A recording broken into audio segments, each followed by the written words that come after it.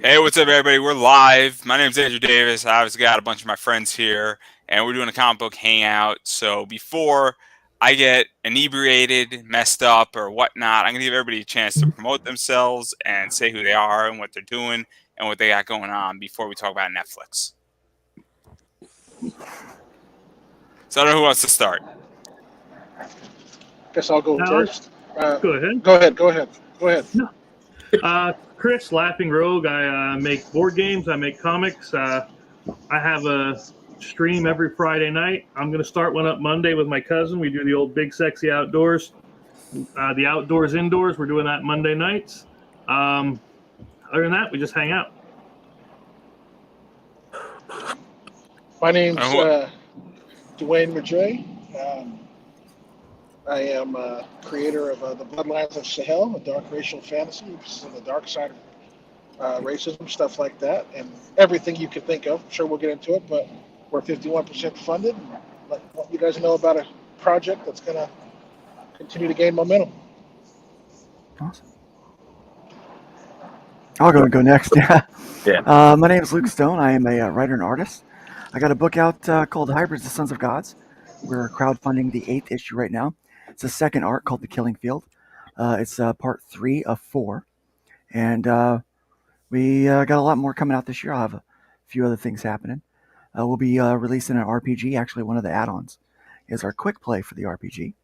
And I do a show on Thursday mornings at 9 a.m. Eastern called Nerd Bacon, where we just talk about all things nerd to start off our Thursday morning. So, And what about you, Taylor? What do you got? Hi, I'm Taylor Campbell. I run Outlaws Comics. I do all the writing. We don't have anything on Kickstarter at the moment, but we will soon. But we do have 200 issues for pre-order for the last book we had running on our website, Outlaws Comics, if you want to pick that up. So. Yeah, and I'm just gonna say it. All 4 of these guys have some really cool fucking projects to check out, and obviously you should go check that stuff out. And I'm sure at some point the links are gonna be up in this stream if I'm still capable of doing it at the end of the night. I had a good day, guys, and this beer is well deserved. Is all I'm gonna say. But obviously, I kind of want to talk about Netflix a little bit because that's the big news that's going on in pop culture. And the reason why I want to talk about it with a bunch of people who are doing comic book stuff is Netflix is somewhat in the comic book game. It's also in the creation game and content creation game. And the way I view everything right now is that every property in the next 10 years is going to be somewhat driven out of comics. And so I'm curious how all of you feel having created a comic. And I have not created a comic yet, but hopefully I will be at some point in the next 8 to 12 months. I guess Dwayne doesn't like Netflix. Guess Dwayne says screw Netflix. I'll start with this one. I know a lot of people that make comic books and have gotten into the comic book game because either they want to use it as a pitch for like a Netflix or a streaming series, or they've seen certain people be very fruitful or successful on crowdfunding. I think that if you are making comics to have that comic picked up by a streaming service like Netflix, I think it's going to be a lot less of an opportunity than what it was a couple of days ago. In fact, I kind of see Netflix canceling everything that's not important and focusing on the stuff that makes money, the cheap stuff like those reality dating shows. That's the kind of stuff that they're, that kind of smut TV kind of stuff. That stuff gets tons of viewers and is cheap to make.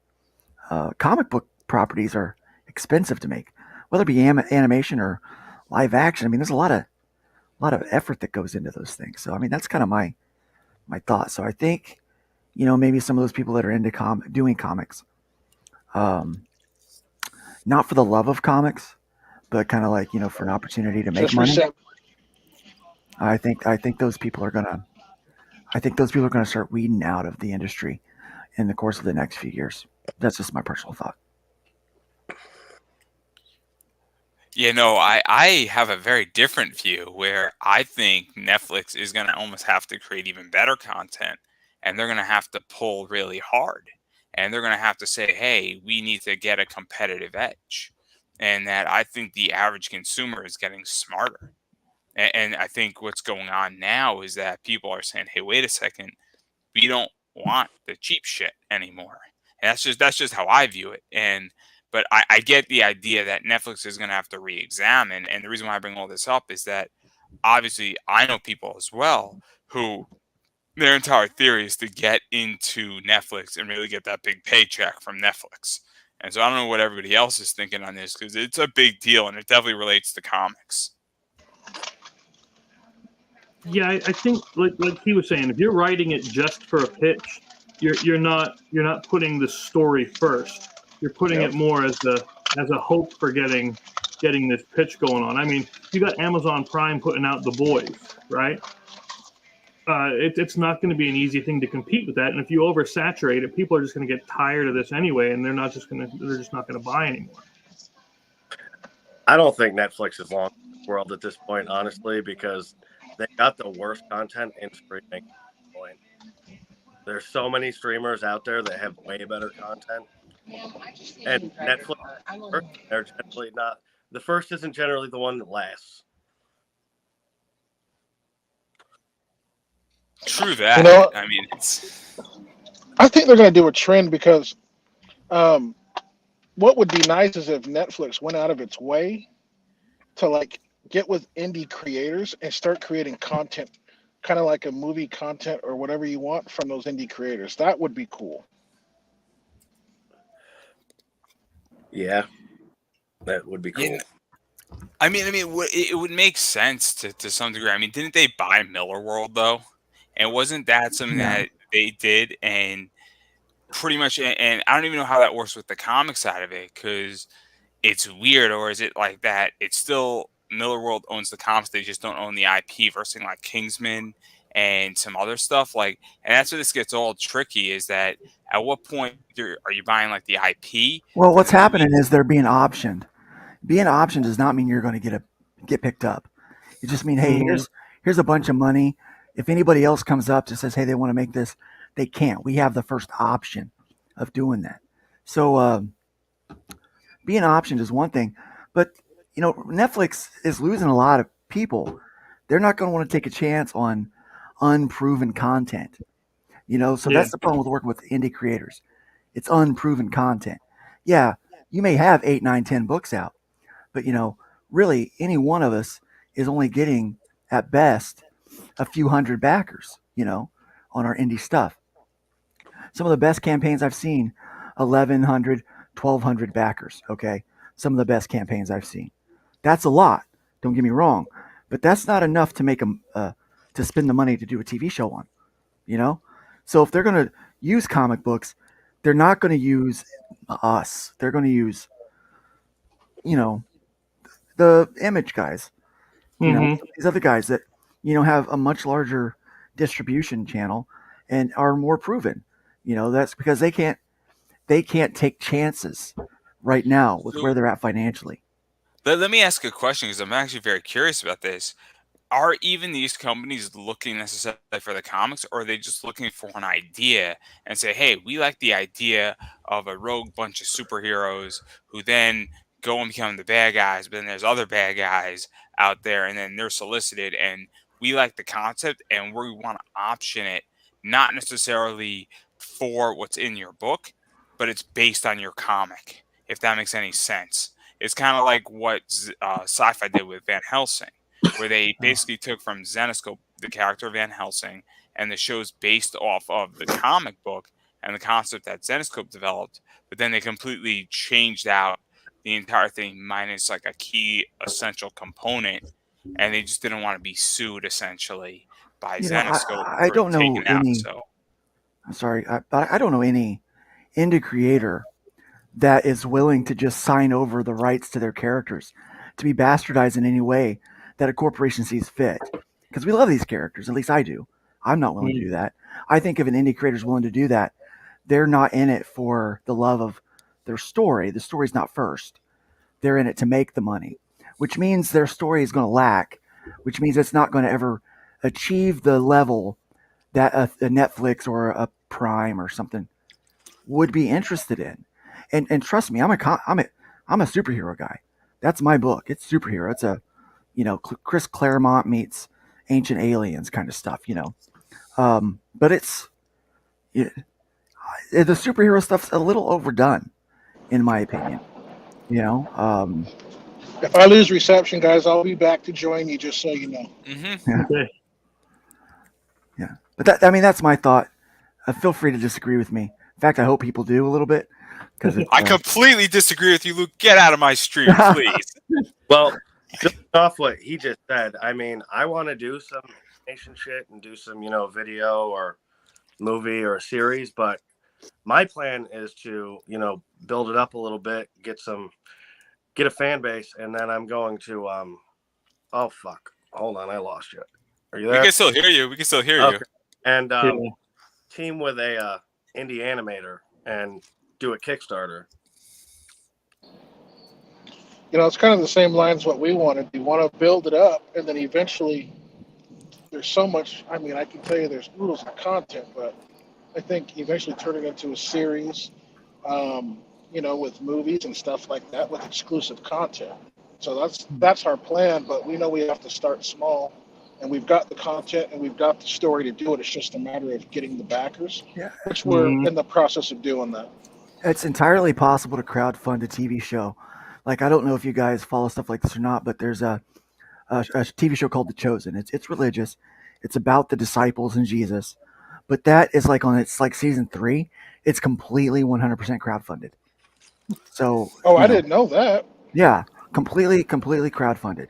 And so it is possible once you build your brand to crowdfund your own show. Taylor, you're absolutely right. Let's work on what you're doing, and then partner with the animator. That's what I'm doing. I just found a couple animators that want. I can tell you. I can tell you what I'm doing. I'm actually creating an 8-bit wrestling promotion in the next year. And it's complete 8-bit animation, like old school, like Nintendo 64, type stuff. And I'm having a bunch of 45-second matches. And people say, "Oh man, that's expensive." It's really not. It's actually pretty cheap if you think about it. We're talking $75 to $100 for 45 seconds, which might sound like a lot of money. But considering that I'm going to be able to merchandise it, I'm going to be able to push it out on YouTube. I'm going to be able to do other things with it. And then it's going into a bigger idea where at some point I'm going to write, and who knows, I might actually create a whole real wrestling promotion around it. It's amazing where it's pretty inexpensive if you know how to monetize it. I think it's a big thing, and I haven't told anybody this yet.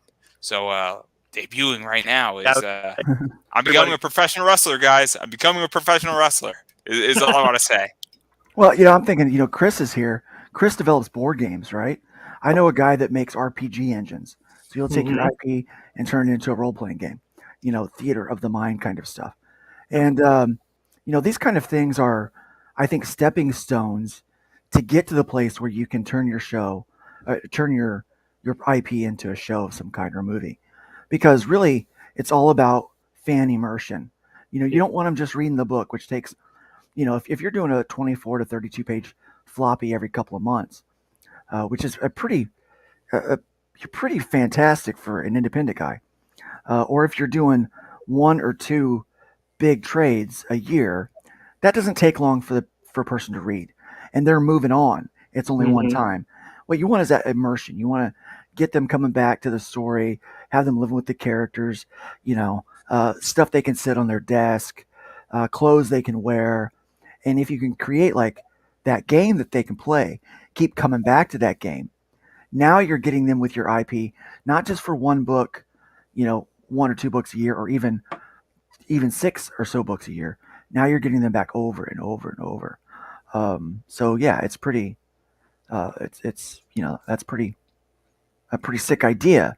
Partnering with a guy like Chris, which puts money in Chris's pocket, so he's able to take care of his family, but then also helps you with your stuff, so that you have now fan immersion with it. Yeah.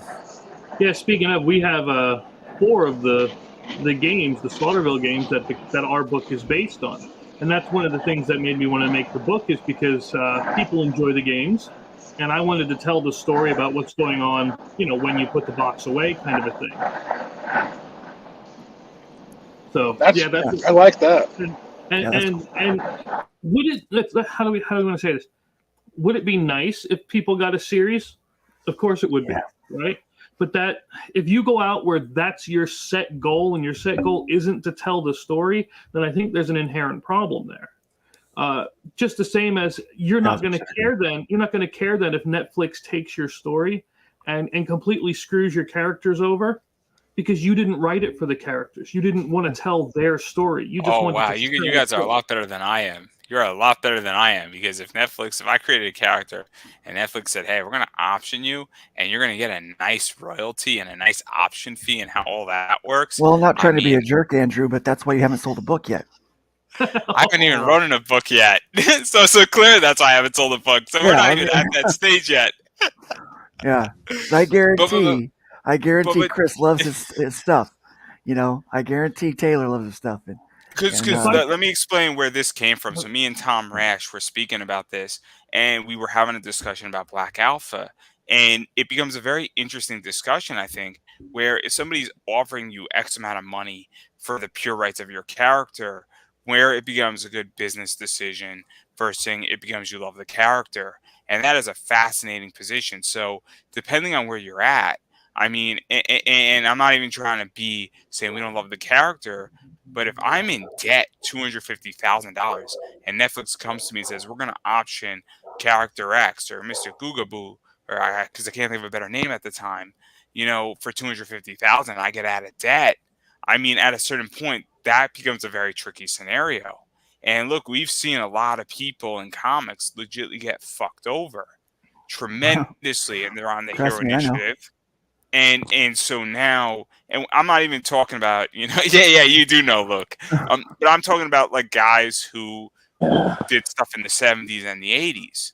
And so now all of a sudden, there's a real question is that you take the money and run. And even though you might love a character. But here's the thing. Well, if your character's been sitting on the shelf, maybe, right? Maybe. Yeah. But if it's like one of us, we're still working our characters. If they're willing to pay us money for the character now, then it's worth letting it ride a little while and seeing what you can do on your own to build that character's interest up. If I could tell, I can't legally talk about what I had to go through to get my games back to where they're supposed to be. I fought hard to get this game back because, again, it's my not to sound weird about it, but it's my baby. You know what I mean? It's what I believe in, and if I were to sell it to Netflix or anything, if I were to sell Slaughterville, the series, the films, at this point in my head, I would have to have some measure of creative control so I know they didn't screw it up. Otherwise, I couldn't do it. Here, I couldn't do it. Oh, they didn't give me Kirkman levels of fucking creative control. Yeah.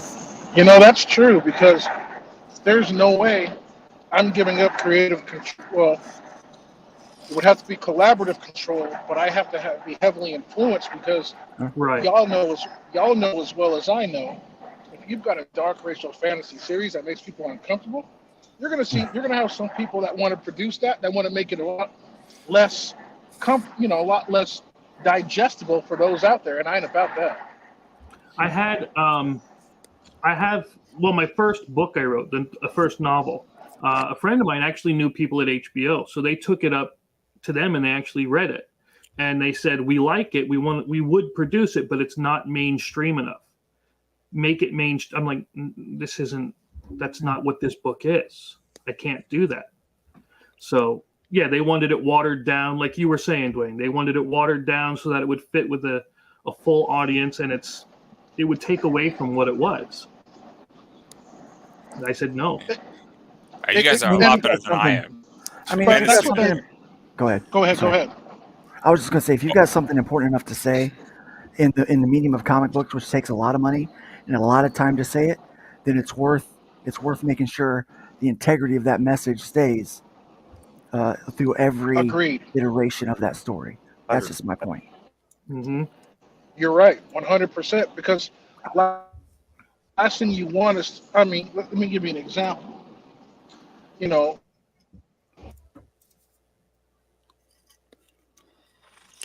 Now We're losing I'm Dwayne. disappointed. Yeah, I Suspense wanna is hear what he has building, to guys. say. Suspense is I really building. want to hear what Dwayne has to say. Now, that's drama right I'm there. wondering- That's how you build drama. I'm wondering if he's This still is- talking. this is what this show's about, guys. let's We're call it delivering amazing content here what and it is. building When Suspense is suspense. killing me. we go He is still talking. to high school, we go to school and learn history. So, Dwayne, you froze for a second, so you might have to like Let's not rewind pretend yourself it's not 45 watered down. seconds. Yeah, we We lost everything, bro. Every part of Yeah. your point. Yeah, we lost him. But I'm so disappointed now. I'm like, oh, this is just bad. Oh, this is just terrible. I feel so horrible now. Like I failed here, guys. Clearly. Well, you should be by now. Oh, ow. Can you guys hear me? shots fired. We can hear Yeah, you. we lost everything you said earlier. Yeah. Say what? We lost everything you said earlier. Like right after you said, Okay, and well- this is the explanation. Go ahead. We heard you right up until you said, and let me give you an example, and that was all we heard. Yeah. Okay. So, like, an example would be, man, I mean, y'all want to get into the thick of it, we can. Do it. Why You know what I not? mean? So, like, We let's give you an pull no example. So, punches. Pull no punches on this show. perfect. Okay, so in our book, we have this group of people called the Narsans, okay? The Narsans are modeled after the Nazis, okay? So rather than creating the swastika, we created a square that resembles 4 L's. And so, obviously, we know what the Nazis represented an Aryan nation, an Aryan brotherhood, if you will. And so we take that, and they're the bad people in this world, and all they want to do is enslave. And so we took elements that they chose not to want to share in mainstream American classrooms and included that within the story. Obviously, the story isn't about that, but that element is there and how it's overcome. Which is a message. Which is a story I want to read. For real. Sometimes things need to make you uncomfortable so that you can understand someone else's worldview and perspective. It's like Facts. V for Vendetta. There's things in that. The first Love time that I read movie. that made me. First time I read that book, it made me uncomfortable.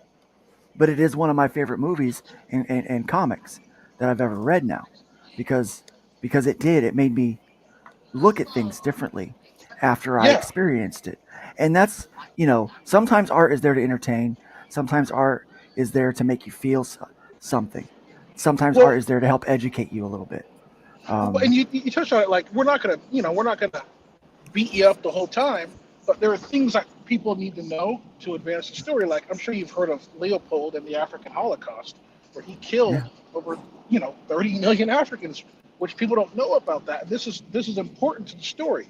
Let me give you the premise as to why, because the crux of the story is there are people who were born without bodies, and these spirits need bodies to inhabit. And so the whole entire point is to create hate within this world so that these spirits have bodies to inhabit, to take over the world. Give you a little tidbit. That sounds interesting. Yeah, I'm into it. I would hate for Netflix to take that and change it. Mhm. Personally, I would. I mean, I'd be like, because my wife, every time a movie gets adapted from a book, she's always like, the book is better, right? Well, I never understood that till they started making movies based off of comics. I'm like, well, the comic is better, Well, I mean, if you've ever read an Anne Rice book and then watched one of the movies, you'd understand. Yeah. Hey guys, Twilight was great. I don't know what movie you guys are watching, but that movie was amazing, and the book just falls in comparison. I mean, I'm sure they're No. probably pretty similar in their stuckage. I'm not really interested in either one of them, to be honest with you. Yeah. Oh, But hey, somebody is. Luke, Somebody Luke, is. it's a safe space. It's all right here. You can come out as a Twilight fan, and it's all right. No. We will accept you for what you are. I'm telling you in what, this group. I did not come back from the dead to waste my time on Twilight. Just saying. I mean, to be fair, I was in high school and dating teenage white girls when all those movies came out, so I've seen them all. You've had Oh, I to. bet- oh, You've yeah. had to see it. Well, yeah. Guys will do anything I was for the lucky. Netflix. I was lucky that I dated a goth chick in high school. She was like, God. if you see Twilight, we're done. We're done. We're done. And so clearly I didn't see it. And I'm glad I didn't see it. I mean, she wanted to suck your blood, but Right. here's what it Yeah, is. it was like the Civil War movie was. I mean, yeah, it made the money, but it was if they could have actually done the Civil War event, that would have been 10 times better. Yeah. But would they have done it justice is the question, right? That's Yeah, what we're getting at. That's the I whole posted thing on we're getting at. Twitter. I posted on Twitter, so I just got the. I'm recollecting all the New God stuff, and I just got the compendium, so I could be inspired because I'm inspired by the writing, inspired by the art, I'm inspired by all that. And I posted like, DC is sitting on this gold. When are they going to make a New Gods like do the DC universe? And overwhelmingly, people were like, "Don't let them do that, please, God, do not let them do that," because they're not gonna treat the source material well, because all of these big studios have proven they don't really treat the source material that well. One of my favorite characters is Taskmaster. That character was not handled That well. was awful. I wanted to smack somebody. Oh God. What a freaking awesome character. That was completely wasted. They wasted that character in that movie. It was terrible. So how did you feel about Watchmen then? I actually kind of liked it. It wasn't bad. So how does everybody else feel about Watchmen? Because I don't want to be the guy who tells how I feel about Watchmen to be all alone here. I thought they butchered it. Yeah. It was. But it was like, okay, when I first saw it, I hated it. But now compared to the others, it's not that bad. I haven't seen it in so long, but from what I remember, the ending to the movie was actually better than the ending to the book. I don't remember it, but I know that talked about. Oh, please continue. I didn't want to watch it because I didn't want it ruined. So I didn't see it. I never watched it. And art is subjective too. So, Yeah. it's like, we all of us may look at the same piece of art, or read the same short story or whatever, watch the same movie, and find that we all perceive it differently, and that's okay, because art is supposed to make you feel things. It's supposed to speak to you on a personal level. At least it should. But what's really bad is if all of us watch the same, look at, read, or watch the same thing and be like, "Wow, that sucked." It probably sucked. Like that. Oh man, see, I loved Watchmen. I thought Watchmen was brilliant. What they did with Watchmen, I did. I thought it was in the vibe of the comic, and that's what I thoroughly enjoyed about Watchmen. Is that I'm like, okay, cool. It's not perfect, but at least they got the vibe of the entire series correct. And that's how I view it, where they at least met us halfway. Speaking of series, what about the Watchmen series? I haven't watched it. I enjoyed the Watchmen series. That was awesome. And the reason why I liked it was I had friends when they watched it who had no idea about, again, that Tulsa race riot that happened. They had no idea that had happened in real life until they watched Watchmen. Yeah, I watched like the first 2 episodes, but as I mentioned earlier, I have 4 kids. It was hard to keep up. Yeah. Right. Yeah, I'm drawing a comic book and writing several others, so it's like, and I lost like 5 months of my life, so trying to catch up. I don't mean to put Luke on the spot. Let me put Luke on the spot a little bit. Sure. So I don't know how many people know what happened to Luke, but Luke defeated COVID and kicked COVID's ass. And I it was the Delta brutal. variant back in August. It was brutal, man, and we didn't know if you were going to make it, and we're happy you're still with us. The doctor said that I wasn't going to make it, and in fact, they called my wife in because they were only letting her see me through a FaceTime call, and I just kept getting worse and worse, and finally one day they said, "Yeah, why don't you go ahead and come in and see him?" I slowly started to recover after that. So, and now, Luke, what was the worst part about this entire ordeal? Because there's only one worst part, and it happened at like 2 a.m. No, it was 3 o'clock in the morning, right?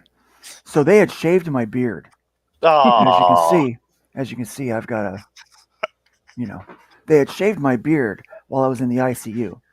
And so when I woke up, I didn't have a beard. And I was like, I was trach. They trached me. I couldn't talk. But I was able to, through the letterboard, tell them, don't shave my beard. My wife was like adamant. He's going to be pissed that you shaved his beard. And so they, all the way, they weren't shaving my beard. About 3 o'clock in the morning one night, I hear this crazy sound. It sounds a little bit like clippers, right? And I feel this tickle on my cheek. And my eyes spring wide open. And I've got this CNA hovering over me with clippers at 3 o'clock in the morning. And I'm like, I smacked the clippers away from her. And I can't talk. So I'm like, what you doing?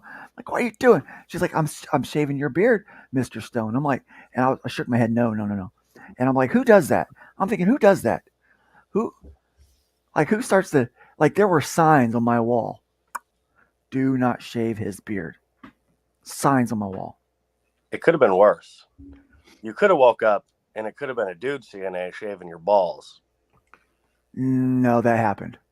Oh, Jesus Christ. No, I'm telling you, my 150 days in the hospital were hell. Sounds like. And now Okay. after you have to know that she knows she's the one that brought you back. Well, no, I was awake already. I was already in my next facility. Like, I'm like, she's going to use it.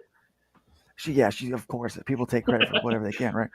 Yeah. No, I had actually they didn't shave, they just ripped the hair right out. Yeah. I'm telling you, this is bad, okay? This is very embarrassing. I probably shouldn't share this publicly, but what the heck, here I go. So they got to the point to where I didn't have to be cathetered anymore. Because when you're in a coma, they have to catheter you and all that kind of stuff. So they got to the point to where you're not on a regular catheter. They use this thing called a condom catheter or condom cath.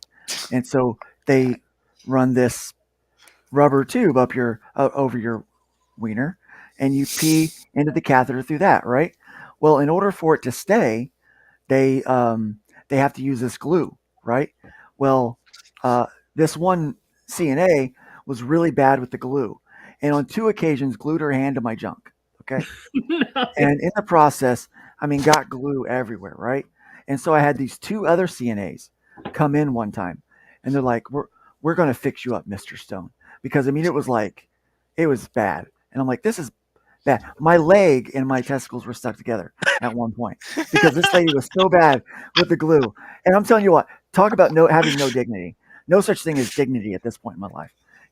Everybody for 21 years of marriage, no one has seen me naked but my wife, right?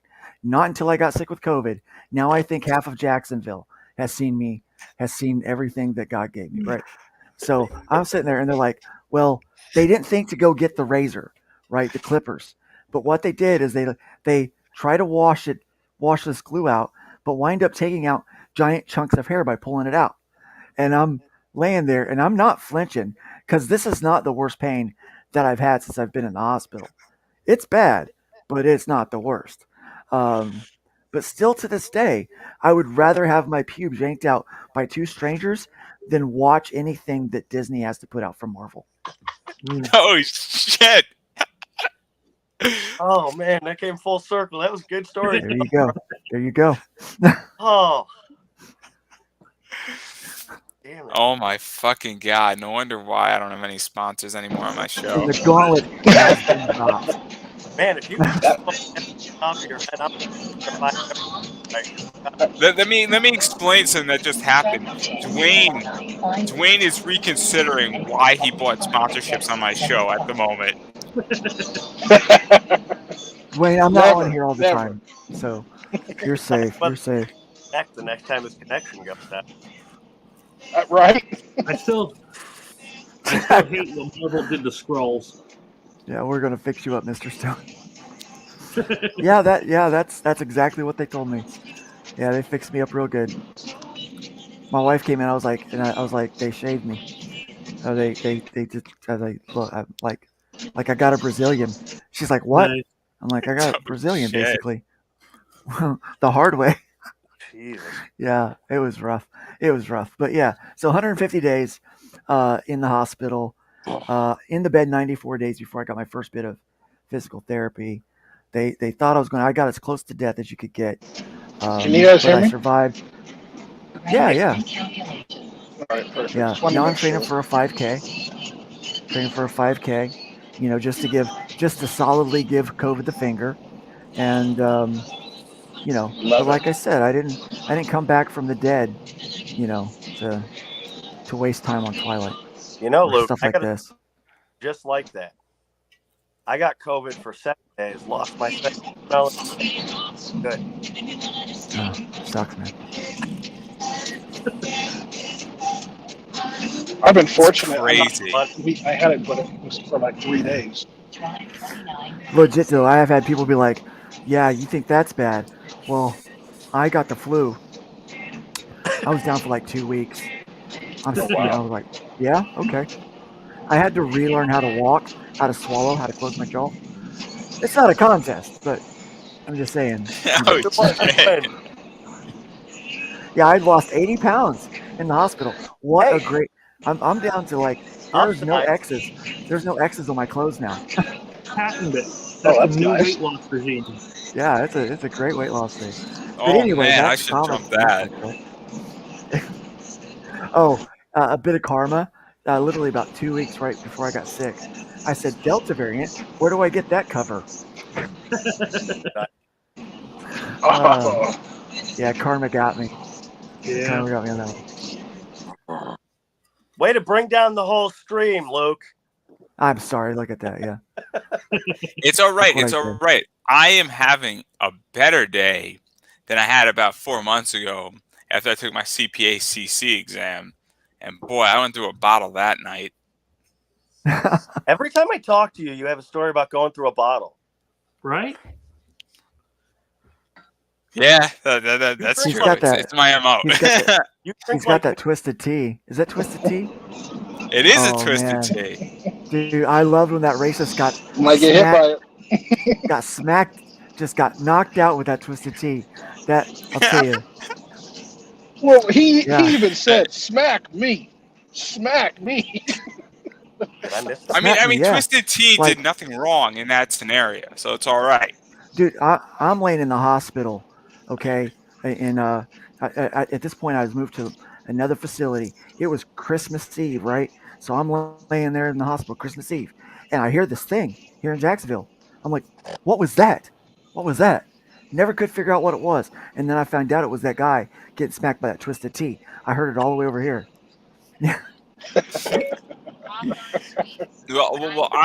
I didn't start drinking Twisted Teas because of that, but I'm gonna make that my new story. I drink Twisted Teas because of that incident, guys. Get your Twisted Tea today. Proud sponsor, So, Twisted Tea, proud sponsor of knocking racists right out. There you go. Yeah. I mean, if they want to sponsor this show, I would be happy to have Twisted Tea as a sponsor. I mean, I'll totally change I the like- background. Sometimes when I'm feeling down, I just watch that video just to watch that guy get knocked out. I love it. I love it. I love watching racists get beat up. Makes my day. He's like, hit me, and he did. I was like, oh, that's so great, because I can't really do that in real life, so I have to live vicariously through other people that do. Yeah. I'm not a fan of Yeah. racists. I like watching racists get their ass whooped. It's I know enjoyable. it's the best. But It's but the let me best. explain. I like when it gets creative. I'm a little biased where I like when somebody actually does it in a creative way. So like if you do it with a Twisted Tea, it's even better. Oh, Yeah. even better, yeah. Oh, and then like if you watch the whole video, he body slams the guy, like, and then gets bop bop bop, and he's like, "We're straight, we're straight, we're straight." Like, no, man, no, we ain't, dude. he got his butt kicked, and it's like you go home and you tell your family that you just got your butt kicked, and he doxed himself too in the video. I live over here. That dude had to get off of social media. I never saw this. Yeah. Oh man, it was great. It was great. Idiot. Yeah, I got a lot of laughs out of that one. Oh man, isn't it great? I mean, I'm having a good day though. I mean, I could tell you after my CPA CC exam, oh my god, I thought that test kicked my ass. You ever take a test? You show up to the test. You're like, I got this, right? And you're like, oh man. And then first question, you're like, what the fuck is on this test? And it Story of was my brutal. life. I passed, by the way. I passed. I have my CPA CC, and super Congrats. stoked that I got it. But oh my god, congrats. like I never felt worse in my life.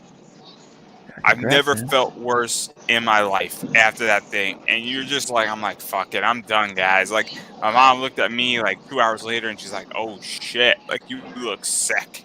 Like I legitimately look sick, and I'm like, I'm gonna have to take this thing again. God fucking damn it.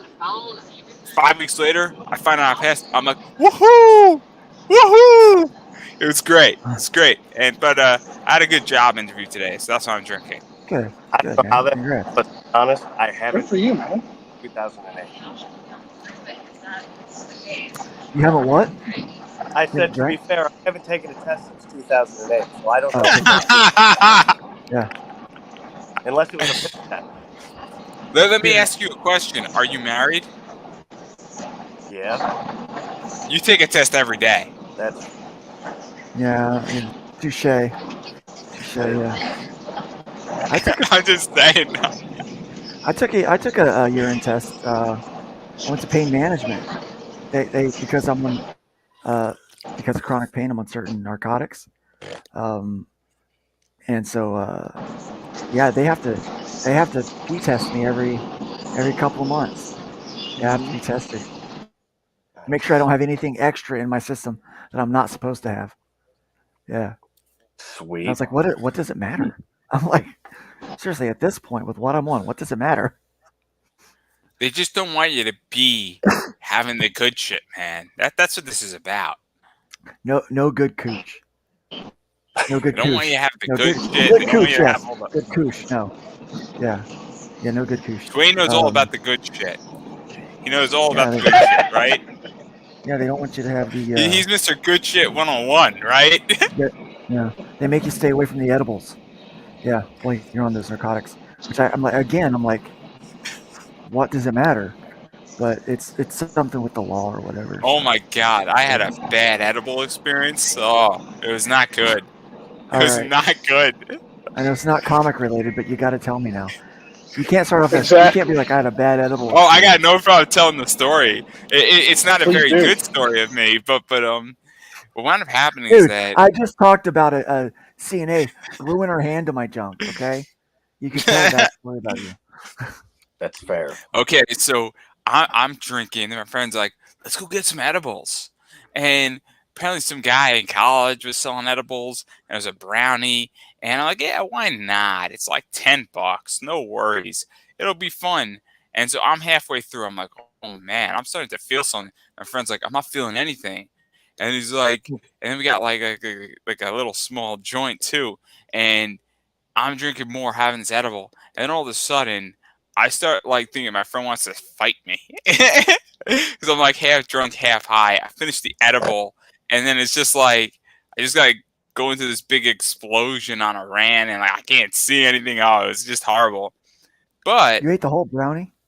I ate the whole brownie, and it was just like it was. And then I smoked the joint. It was horrible. It's just and like I thought somebody was trying to fight me out. So it was a weird experience. And then, but I did wind up hooking up with a girl that night too, which was weird. So go figure my life out. I go from like fighting to hooking up with a girl on the same night. I'm like, oh, this is cool. It sounds like drinking Four Loko. You could have skipped a lot of steps. I probably could have saved myself a fuck ton of money too. Clearly, I was not business savvy that night. Clearly, but I probably should have drank a Far Logo. I would have been solid, just solid. Oh, it'd be great. But that was my entire night, and oh man, but I don't regret a damn thing. Never regret anything. Yeah. Still, this conversation, though it's taken a turn, is still better than some of the cinema adaptations of comic books. I thought he was going to go straight for Disney again. No, the Eternals was terrible. Yeah. I haven't seen it yet, and I don't know that I will. Garbage. Punch yourself in the junk; it'll feel better. Let me ask you a question to the group. Who owns Disney Plus here? I do. Got 4 Yeah, I kids. got kids. Yeah, I got. Yes. I got a family. I gotta have it. Yeah. Yeah, I got it. Yeah. I'm too am broke. I'm looking forward to their adaptation.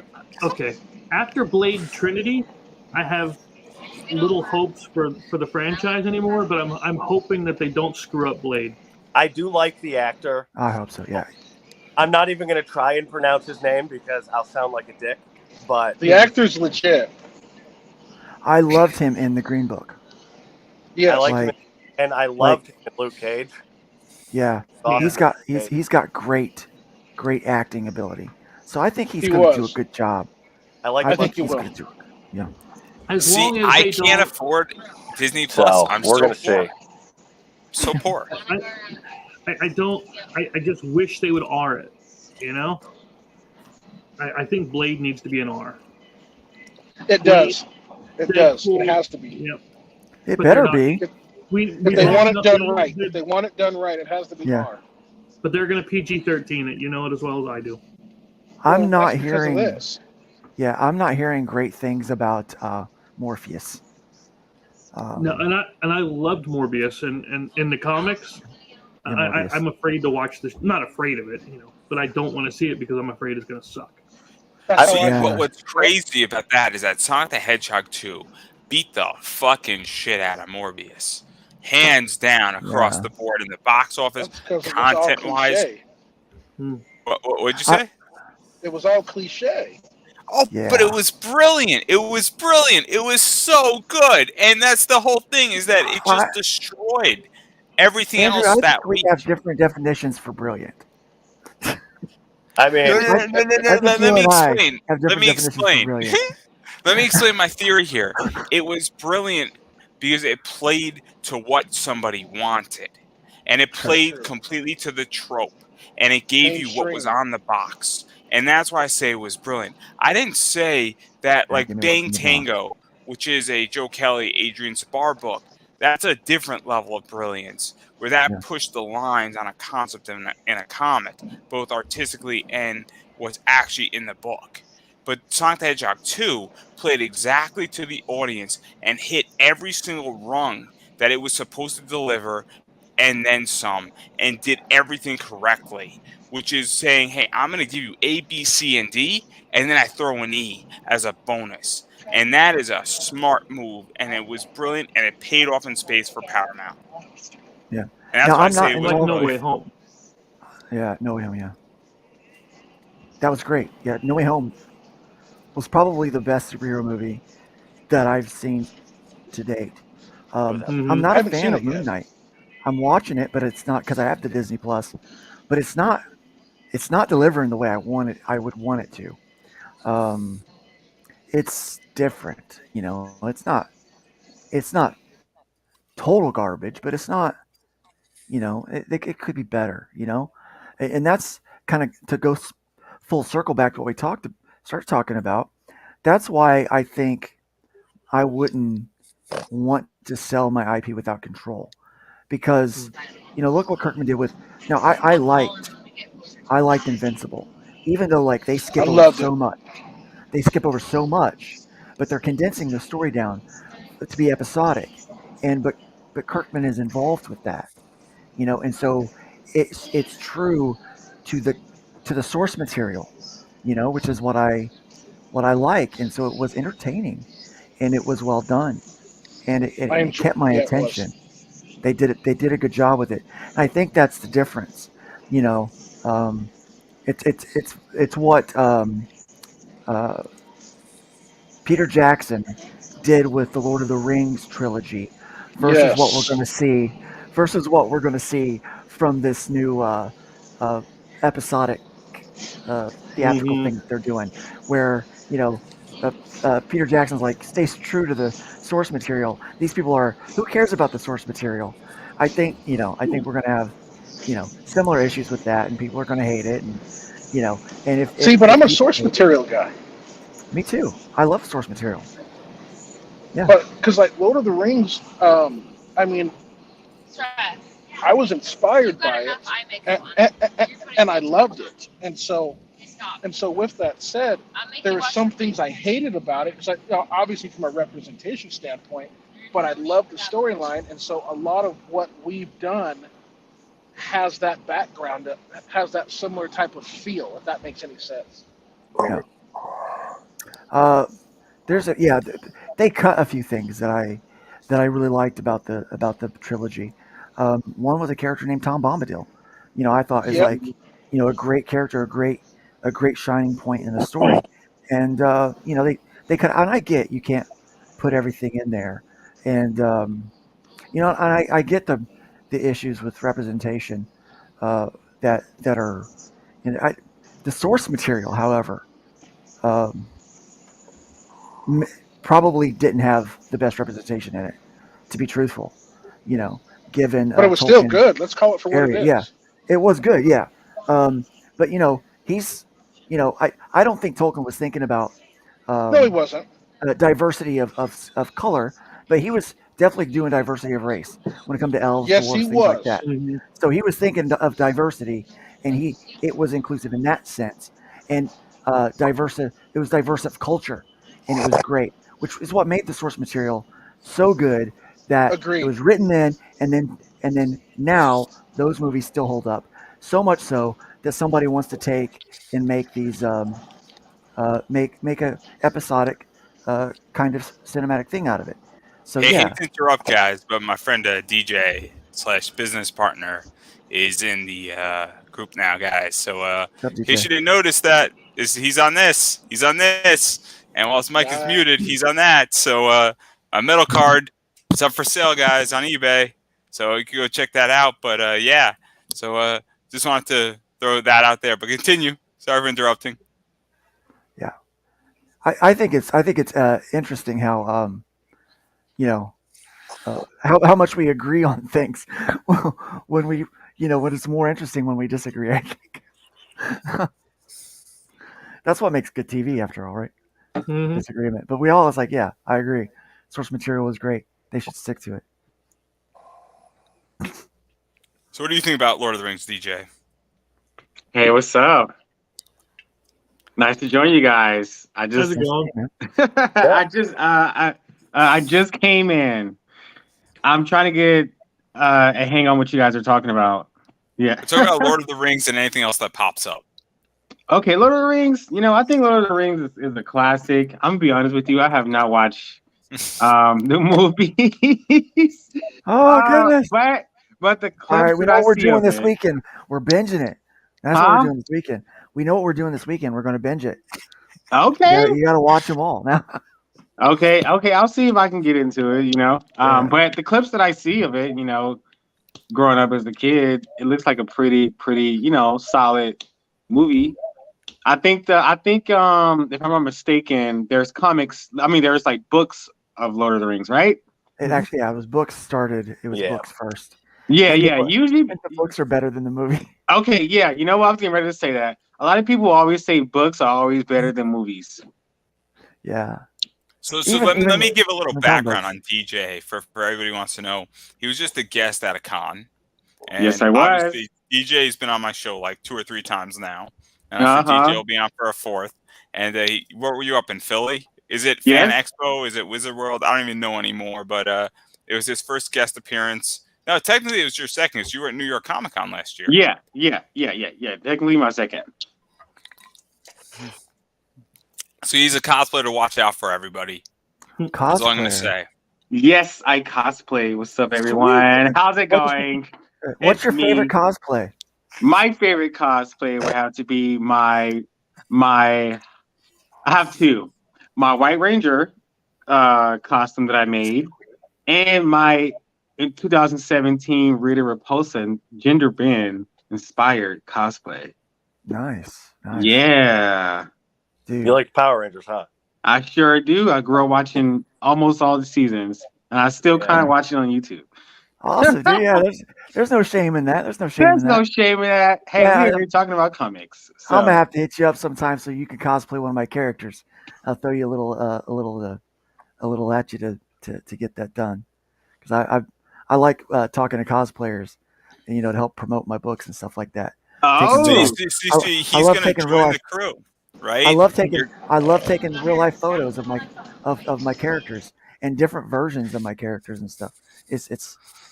It makes me happy to see. It's exciting. Let me ask Luke a question. okay. I want to ask Luke a question, and this is for everybody. I'm actually super curious. How do you guys feel about cosplay comics? Because there's a lot of that stuff, and Marvel ran a whole thing with it. DC, I don't think did anything with it mostly, but now a lot of people on Kickstarter are God damn doing it! Why it. does my shit keep freezing? I don't have a problem with it. Love it. You know, there's a lot of people that do things that are untraditional when it comes to comics. You know, and I'm okay with it. I think especially in indie comics, it's good. Now I prefer cosplay covers of your comic, like have a variant cover where it's a cosplay artist who has done the cosplay of it. I think that's really really cool. It's a little weird just to look at a bunch of photos of a comic, you know, for a comic, because here's the problem, and I help people a lot of times with their scripts and stuff as kind of a story editor, or, you know, people run things by me, and my biggest thing that I tell people is like, look, this is a comic book. You know, it's not a TV show on the WB. You're not limited by budget and camera angle. Like, go the full scope of the comic and get crazy with it. What's the most interesting thing you could do? And sometimes these cosplay books, where it's like a story told through cosplay photos, is not as interesting as it could be, because it's very limited, you know, and the imagination's not. Now, some of them, I mean, they're better than others, you know. Not all of them are created equal, but that's just my take on that. I'm happy to hear everybody else's for sure. I mean, I don't know if anybody knows who's I'm been all on for it. the show. Oh, go for it. You first. Well, I'm all for it because based off of how we've created our world, that's going to be a big part of it. Because once you see the characters, you can go to our Instagram and see it. Imagine people coming to a con dressed like them, and I'm all about that. And I can't wait to see it. I love seeing it as well. I think it enhances the brand. I mean, when you see it with Marvel and The Walking Dead and Mass Effect, these people who go to these cons, it just enhances the brand. I actually have cosplay starter kits on my website, so you can buy Okay, the starter, like I'll the check starter that types out. for 2 of the characters that I've got, and I'm working on getting the stuff for the guys, some of the guys too. But the problem is with those starter packs, like the shirts I design aren't common for an all over We print. need to talk, Luke. After this, we need to talk. Sure, absolutely. Yeah, it's time to talk. Yeah. So I don't know how many people know that I have a friendship with Sapphire Nova. Sapphire Nova does all the Lady Death stuff for Brian Pulido. She's one of the people who cosplays Lady Death for Brian Pulido. And it's a very interesting position. And I didn't come into her because she was Lady Death. I met her at Big Apple Con in New York City, and she was Starfire. And I love the Teen Titans, but it's the idea that it's good for her brand, and it also adds a lot of depth to who Lady Death is, because she's got a decent following. But that's something that I think a lot of people don't understand, is that you're leveraging following. I mean, the whole thing with me and DJ, you're not going to mind me saying this, hopefully, right? That I was trying to leverage DJ's network and he was trying to leverage mine. And that's how Yeah. we came up with the collaboration for Metal Card. And I'm pretty happy with the leverage that occurred, and it's a good relationship. And obviously, we're probably going to do something in the future together, hopefully. Yes, we are. Oh, I hope so. Not to put you on the spot. But it's the idea that that's what happens when you do a cosplay cover in a lot of ways, is that you're leveraging networks. And I think it changes the perspective from a business level, where me and DJ don't just have a friendship, but we have a business relationship at this point, and it evolves the whole thing, and it's fascinating. And obviously, I'm hoping that DJ makes me a lot of money in the future, but that's not the point.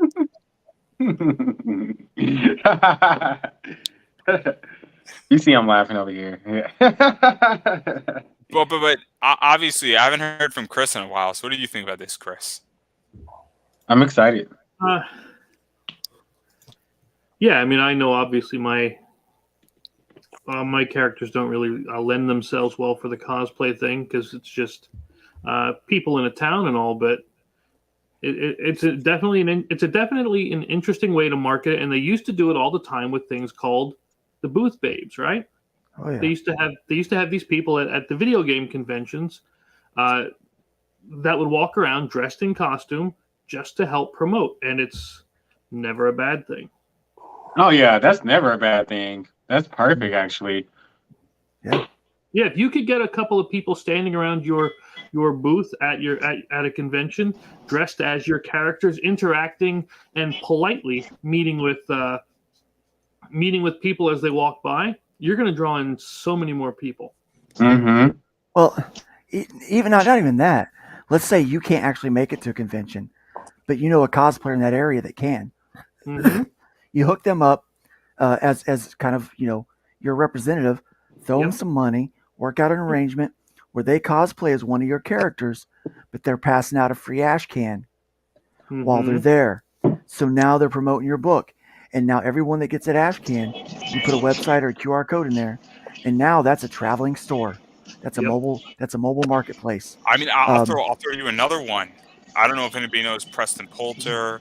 However you feel about Preston, he printed 5,000 copies of his book, and he got them dirt cheap. And instead of a business card, he hands you a free comic. You want to talk about now? You have a cosplay, or doing that for you instead. Everybody's gonna get your book as they pass by your booth. I am sitting on 3,000 copies of my first issue that I wouldn't have been otherwise. Oh wow! So, Yeah. I mean, it's up to you if you want to talk about it. If you want to talk about it, Luke, it's up to you. I had JD on, so it's fair game at this point. Yeah, no, we got lied to by someone in the industry. And there goes my connection with him. But thank you, Luke. Continue. No, I'm just saying. I won't name names of the business. If people want to know afterwards, you can do whatever you want, Luke. I don't care. Yeah. So yeah, we got lied to by the owner of Liberty Distribution, saying that we had he knew somebody at Spencer's Gifts and was doing they wanted to do a test market to try out indie comic books in 60 stores for 12 months, and that we needed to fill 9 slots, and so we had he talked to 5 publishers, 7 creators, 9 total books about doing this, and he sold a really good really good pitch, and we bought it, and we wound up printing the first issues. We gang printed all 9 books, 3,000 copies of each one, and by the time it started rolling around to the second month it needed to be printed, we all started smelling the fudge being cooked. It's like something wasn't quite right. So it wound up being all a fabrication and not true. And what was his friend that worked at Spencer's turned in to be a third-party company that none of us had ever heard about. And so we were like, all right. So now, we ran a couple of crowdfunders, like Indiegogo and a Kickstarter, that are still running to try to get rid of some of these books. But we're all sitting on, a little under 3,000 copies now of these books that otherwise we wouldn't have, because these were first issues. We wouldn't have. I don't need 3,000 copies of my first issue laying around. We had 2,000 units of each one of them already pre-bought with no return policy with it, which is how that was working out. So yeah, why not do the deal? So now, but here's an opportunity. All 9 books could essentially, hey, I'm going to give 100 copies to a cosplayer, cosplay one of the characters. I'm going to, pay you to, give you some money to go there, do it, pass out the books, and tell people where they can find it, where if they're interested in it, where they can get book 2, Yeah, so I got a better idea for you. Oh, that's what's up. I'm going to throw you a better idea to even add on to that. In order to get the book, you have to sign up for your email list, because now you're actually getting something of real value. And that's really what you want, because the email is worth more than your book. And now I'm not trying to be like a dick about it, and believe me, but now that if you have somebody's email, you can email them. Whether they but if you have an email list, that you really don't get a lot of return on your emails. Like, send it to my number. Yeah, you just don't get a ton of return on emails, unfortunately. But if You give away 100 books. If they come back, they want book 2. You can make money on that. If you're going to give away your book, you might as well get the email, give away the book, and everything you can get out of that, you just want, because it's going to make the most sense, and you should ask for every little bit. Yeah. Let's say I have DJ Cosplay as one of the characters in the book, right? And so he's passing out the book so everybody can get it. I'm not going to have him make sure that he's getting an email from everybody before he hands out a book. Fair enough. That's a lot of extra work. What I want him to do is walk in the floor in this cool cosplay, drawing attention to what's in my book and giving it to people, and that in there lies the marketing, I think, with that kind of stuff. So I mean, and then again, when people start to see, a live action version or an animated version of your characters, then they start to think, well, maybe this could work as a show. Mm-hmm. And that's when you start to crowdfund those episodes on your own and make it happen on your own. And instead of taking a paycheck and giving all of your ownership and all of your potential money away to someone else, you keep it yourself. Just keep it yourself and produce that stuff the way you want to. Well, anyway, I'm going to get another beer, so Luke's in charge. I don't want to be in charge. I'm terrible at being in charge. I know we just dropped out. No, but anyway, Chris, you make board games. Yeah. Tell me about that. Go get your drink, Andrew. I got this. Yeah, we got this. I want to know more about that. I'm seeing if DJ comes back, so I can let him back in, and then I'm going to go get my beer. Oh, okay. But yeah, I mean, George Lucas again was the smart one when he kept all the merchandising rights for Star Wars. That kind of thing. Yeah, he was. He saw the bigger value there. Mm-hmm. What went into doing that? What's that? Like, what goes into doing that? Like, what? Because you mentioned the board game and RPG, right? Yep. Mm-hmm. Yeah. Well, Chris does board games. I got a guy that does RPGs. I'm trying to understand because obviously there's a lot of foundation. Yeah, okay. I do both, and go ahead. It was all about what it started with was I was playing a lot. I have a bunch of games up here on the wall, and what I wanted was a one-box solution, right? I like things that are modular. You can play it solo or up to 6 players. And what I did is I created this game called Slaughterville, and you choose up to 6 locations, and each of the characters are the different tropes from horror movies, like the jock, the hot chick, the stoner, the nerd, all that kind of stuff, right? And that's who you play as you go through the town, trying to find items, clues, and allies to see if you can make better decisions than they do in the movies, right? Now, each of our villains are modular as well. So they drop in, drop out. We have 21 villains now, and everything from and they're based on like classic monsters, classic characters. Like the Body Snatchers is your the classic one where they turn you into the pod people and so on. Then we have the Beast Within, which is our werewolf. Of course, we have Dracula because you have to, and so on. But and each one of those villains has their own set of rules, their own set of win-loss conditions. So they all change how the game plays. Now, anybody like choose your own adventure stuff? Yeah. Oh yeah, because you're in control of it.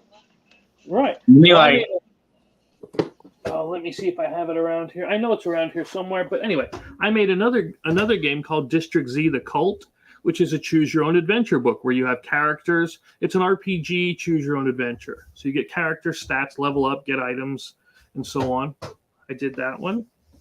Now, when you do board games, are you like printing out the boards for people? Do you do miniatures and things like that? How does that whole package look? Or do you do the service for other people or just for yourself? I haven't done miniatures yet. I design them and I get them produced overseas, and then we sell them, of course, to people. Yeah, there's the Cult. That's the one that he's holding up now. Cool. Yeah, and Yeah, but what my main goal, just like with the stories, just like with everything I write, is I want to evoke a feel. Like I want you to feel like you're actually there doing something. If it doesn't feel like Dracula's coming after you, then it doesn't work. If it doesn't feel like the cannibal rednecks are coming up to take you for lunch, it doesn't Cannibal work. Rednecks band name called it. Cannibal Rednecks. That's it. I gotta love it, man. I fucking love it. I'm playing these games, by the way, this weekend with my friends. Nice. So we're actually starting with this one because this one seems the most fun for me. Which, sorry for taking a second here, but I think it's Gods of Metal. Like, this seems the most fun for me. Yeah. If you like heavy metal music, Chris. That's what Gods of Metal just seems the most fun. Like, you there, Chris? Yeah, I'm here. I don't know if Chris is with us. We lost Chris, Yeah. guys. No, I don't know Chris what to is do. I can hear I'm a him. little scared. Yeah. No, you're You roboting. lost me too, which could be a problem. I think Yeah, that's you, buddy. Yeah, we're okay. Yeah, we're fine. We lost Andrew. Yeah. I don't know right. if it's me. I don't know if it's everybody else. It's We don't you. need him. It's fine. Oh man, that's kind of harsh. So my guy does he does like a dice rolling type role playing game. Okay. And so he's created this engine called the Base Plus 2, and then has plugged in the power sets and stuff for this universe that I've created, this hybrid universe. And we produced a quick play that is available as an add-on with our current Indiegogo. And later this year, we're going to do a full manual. And so he's written the whole thing, but we haven't got into the modular stuff like the boards and the miniatures yet. We haven't done any of that. It's just, character sheets with dice and that kind of stuff.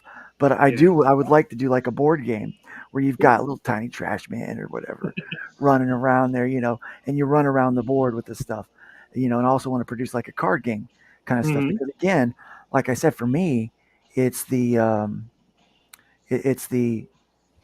immersion into the IP that I think is important. That's why, like I said on my website, I've got two of our characters. We've got Ion and Chlorine. I was able to put together their cosplay, an all-over print shirt and tight pants. So like the chafe guard type clothing. So my editor actually cosplayed as one of the characters, and it's kind of cool to see that that character come to life and kind of right in front of us. And it was neat. So that's why I add in those elements, and you can buy jackets that has the bad guys organization on it. So Hybrid Engineering Corporation, you can buy jackets and hats and t-shirts and shirts that have the logo on it so that you can wear that around or whatever. And that's the kind of stuff that I think it's accessible for indie guys like us to do that kind of stuff, but like I don't want to keep any of my things secret, like how I do it. So if you're like, hey, I want to talk to you afterwards, how did you do that? I'm like, well, let me show you how I did that. Let me help you get to where you can do that too, because I really believe that a rising tide does lift all ships.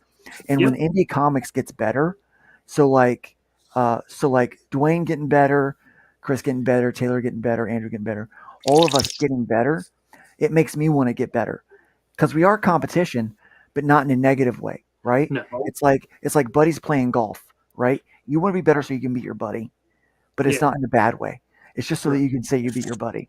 So I kind of feel like that is where we should be, because really who wins is comic book fans in the end. That's really who is going to benefit from all this. Because I talk about this all the time, and I just picked this up from Isaac Fox, and it's a metal card. And so, like, if somebody wants to know how to do metal cards, I got no problem explaining how to do metal cards. DJ, I don't think you have a problem explaining how to do metal cards. No. I believe that if somebody wants a metal card... I got a guy, I'll give you his information. I got a guy, I'll give you his information. I got a guy for just about everything. I mean, I use fairy metal, but other people use other things, and Yeah. I don't know how to do poker chips. So if somebody wants to explain to me how to do poker chips, I mean, I would love to have that information because I Let- just personally would like those items. Well, let's get a hold of Anthony Figueroa. Anthony Figueroa knows how to do poker chips. So, he's like, hey, how do you, so that's how, and so if we all get better, what happens is if people are falling out of love with mainstream stuff, for Mhm. whatever reason, and there's a lot of reasons to fall out of love with it right now, Yeah. Um, Yeah, but it is. yeah, but what you do is if the quality and the consistency of indie comics gets better and indie comics delivers better on the crowd funds, they're showing up on time, they're showing up packaged well. If we can get everyone to be better at that individually for our own business, then we all benefit because now you've got a migrating customer base that comes over because they still That's want true. those things, but they're not getting So what they want from let mainstream me maybe. tell a story. Let me tell a story that I came into crowdfunding in 2017. I didn't come back till 2019. I had a very, very bad experience.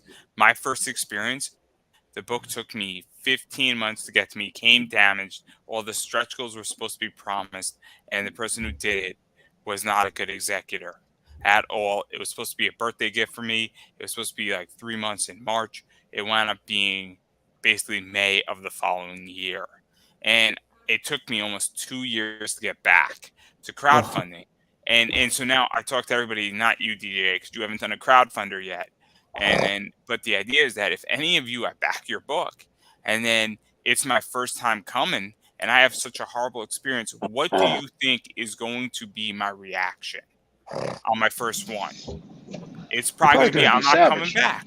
I'm not going to come Yeah. back, right? Mhm. So it took me 2 years. In that 2 years, there were some amazing projects, but I did not believe in the platform. I had such a bad experience. It doesn't mean I didn't like comics. And that's something that I think Luke is hitting on, where if Luke fucks up his packaging and then all of you fuck up your packaging, and then I have 10 bad experiences with bad packaging, all of a sudden what happens is that I'm like, I'm taking a break from all of this. And it's That's very why. important, I think. That's why Yep. I always set my delivery date like 3 months. Past when I think we're going to be done. Yeah, I always Yep. tell people also use Gemini mailers. Come on. It's not that much more. Just use Gemini's. Oh, I'm not even talking about time. I don't care if your book's 3 months late. If you say you're going to get me my book in June and you get it to me in August, I can look past that. I get it. Look, I'm sometimes late on things. I completely Mhm. understand. That's not what upsets me. It's when your book comes damaged. That's what Oh Yes. my upsets me. god. I am logical, right?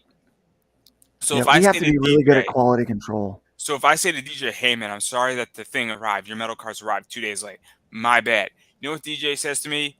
Dude, it's 2 days. Calm 2 days. down. If 2 I days. say to somebody on eBay, hey man, I'm sorry I'm a day late. You know what the person on eBay is like?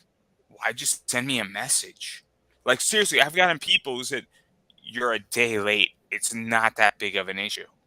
And I don't like, even count day as a like you're saying numbers that I don't even count as late. Like that's not late. That's oh crap. There was traffic and I couldn't make it to the post today. And like that's this is stuff like how I that happens. function So as yeah. an eBayer is I forget when it's a day late. So when somebody's 3 months late, I'm like, hey bro, no worries. When you start becoming to the point where the book gets damaged, that's when I give a fuck. Yeah. And this is a whole bigger issue where I don't give a shit if you're a year late at this point. I just want your book safe in my possession. I've had people send me books that were in Gemini mailers, bagged and boarded, and the books were damaged because they were damaged before they put them in the package. I We had have a to get recent our quality experience. control. Go ahead, Go Luke. ahead. Go ahead. Sorry. No, you go ahead. I had a No, I had a recent experience where someone backed. They backed us on Kickstarter, and one of them asked us, "Why is the shipping so high?" And I said, "Look, I want to be Oh no. I Dwayne, you know he's still got with something good to us? say. cost going up." You still with us, Dwayne? Hopefully. I know he's got something good to say too. It always happens this way. Yeah. I mean, Dwayne, he's sponsoring like legitly 4 of my episodes in the next like 2 weeks, and I'm super stoked for it. It was We a good lost interview, your guys. audio. It Got was a nothing, yeah. great interview with me and Dwayne, and I recommend everybody checking it out. And I did not expect that interview to go the way it did, and boy, am I happy. It was Yeah, super fascinating, where it exceeded everything I wanted to talk about. And I was, oh man, it was a wonderful interview. You ever have one of those That- interviews where you're just stoked about something? Oh yeah, Yeah. he's back. Dwayne, we were You talking gotta say the about whole thing you over behind again. your back. I'm just saying. It happened again. All right. Can you guys hear me now? Yeah. Maybe not. No, maybe not. Are we good? I Yeah. can't hear anyone, but can you guys hear me? Yeah, we can hear you. Yeah. So I want to we say can hear everybody was you. invited into this stream. Yeah, So what I'm you gonna smoking say, over there, Taylor? purposely. Menthol. Can you guys hear me? Sorry. Oh, okay. I thought it was THC because I got some some THC. I'm That was trying to quit yesterday. smoking. Huh? I'm trying to quit smoking. Oh, okay. Oh, that's funny. Man, everybody's dropping out tonight, Everybody's man. leaving. See that? But yeah, So- it was but- shipping. Like he was saying, shipping is it's insane anymore. Are we good? Yeah, I think he's back. I think you're back. Yeah. So someone asked you why you charge so much for shipping. No, we're not good. I'll tell you why I charge so much for shipping, because I never know how much it's really going to be. But it's shipping and handling. There's Yeah. all that packaging and stuff. We're not. It's like for me, it's $25, $15 for a book, and then it's $10 shipping. It's just simple, flat $10 for US, because the price keeps going up, and Geminis keep going up. But all that stuff costs money. We bag and board everything. Yeah. So Dwayne, can we hear you? Can you hear me? We have Yeah. two Dwayne. Yeah. Okay. So There we go. Oh my gosh. I can hear you. Can you guys hear me? Yes. I've got better reception now. Can you guys hear me? Yep. Mhm. Yeah. Yep. I'm going to reset one more time. Hold on. Okay. All right. You guys can hear me. Okay. We're good. Yeah. But no, that's the reason why. Because I want to. Where did I end off? You said someone asked why we charge so much for shipping, and we lost everything else. Oh, someone asked me why, and I go, well, here's why. First of all, I want to make sure, with prices going up, ensure that package so that if something happens to it, it's getting replaced by them, not me. Second of all, I want to make sure it's wrapped up in black envelope paper with our lettering on it, and because I want to make sure that you get that package, and I want it to look pristine because that's our brand. The brand is one of those, when you open it, it's going to be nice, clean, fresh feeling. Yeah. And so, and when and that customer responded back, was like, I'm all for that. Thank you. So let me ask a question. How much are you charging for shipping? Who, me? Yeah. Because there's a reason why I'm everyone? asking this question. So how much?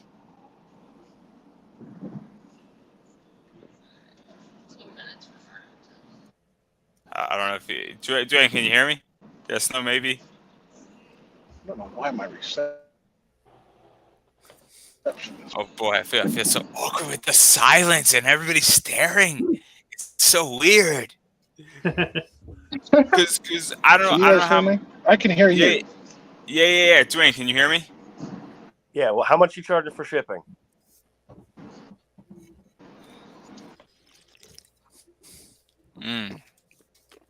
Oh no, what's going on? So I'll tell everybody what I charge for shipping on. Okay, are we good now? So how much do you charge for shipping? Curiosity. I don't know if it's me or if it's him. So It's anyway, him. the reason why I asked this question is that I charge $11 for shipping for a comic. I ship up to 5 books on my eBay store for $11. $11 usually covers about 96% of my shipping, and I lose $1 for the most part on shipping. But I'm willing to take it because my margins are very good on eBay. All right, I'm good. I'm back. So How much you charge for shipping, Dwayne? That's where we're going with this, and not to put you on the Oh, spot or to beat you up or anything, but $35. How much 35 for one book? for everything. So for the book, the artwork, because I want to make sure it's in pages individually, so that when you receive it, you're going to receive it in individual pages. I put a lot. I want to invest a lot in you as the customer, so that you'll come back and want to back me in the future. So like if you just sell like one single book, like they're just buying a floppy, how much do you charge for shipping on that? Oh, I'd just be the normal stuff, the normal shipping rate, like $10. Okay. Yeah, I usually charge like 7 in the US. Yeah. I charge a flat 10 just because. Because what I was saying, and I don't know if you how much you caught of it, is I charge $11 on my eBay business, and you know what is people pay it because I get $50 insurance on it. Book comes in a Gemini, it's bubble wrapped, and you're gonna get your book ahead of time. Usually, for what I do, I Same. also throw in a bonus book, and the way I view it is that I don't really care if you think I'm expensive. Guess what? Your book's gonna come immaculate. And when we're talking about, I sell a lot of Zenescope And books. it's You're quality. paying. So what I was saying is that you're paying already 3x. So I will sell you a $20 book that I bought about 6 months later for $60 to $70. You're damn right you're paying $11 because you know you're not going to find that book anywhere else. And I do very well in my eBay business, but that's the whole point is that I say, hey, look, my shipping's expensive. I get it. But guess what? This book is perfect. And the way it is in my house is the way it's going to be in your house. So what do you want to do? And that's my defense. And people are like, you know what? You're right. Well, exactly. I want that. You want that. You want that first impression to be a lasting impression. Mm-hmm. Well, if you want to know how not to have a return customer, is to make sure that they get their book damaged, and you'll never have that customer again. But as far as people that like maybe they've backed a Kickstarter or an Indiegogo and they didn't get their book, and it, they're maybe they're soured to crowdfunding. What I like to do with every campaign is print over at least 20%. So whatever I need for my crowdfunding to fulfill, I print 20% more. That way I can have them on an online store, whether it be through eBay or whether it be through my website or some other website that people can buy through and I can ship from. Because then people are, well, the book's already printed, it's already made. There's a little more, I guess, confidence in the fact that I'm going to get the book. I'm not waiting for you to produce the book. It's already done. So I think it's always smart to overprint a little bit so that you can give people that option. But of course, they're not going to get all the bells and whistles that they get, when they back the project, because I want them to get involved with that one. It's a little more expensive, but they get a lot of extras with it because I always How much do you extra. overprint? 20%. At least 20%, All right. sometimes 25. Okay. Yeah. So let's say if it's 100 books that I have to print because I've had 100 backers, then I print 120 books. Yep. Okay. Yeah. So it's like I always do 20% over whatever I need at minimum. If I've got a con coming up, I'll do 30. I'll do 25 or 30%. Let me ask a question because this is actually super interesting. Where you might print 20 to 30%. You had a con coming up, but how do you guys feel about when going back to a second or third print run? Because that's where this gets tricky, right? So, because I know people say, look, I'll print as many cover A's as I need. When you go into the variant business, you're like, look, I want to protect the people who backed said book. And I appreciate when somebody says, look, I'm not going to go reprint cover C.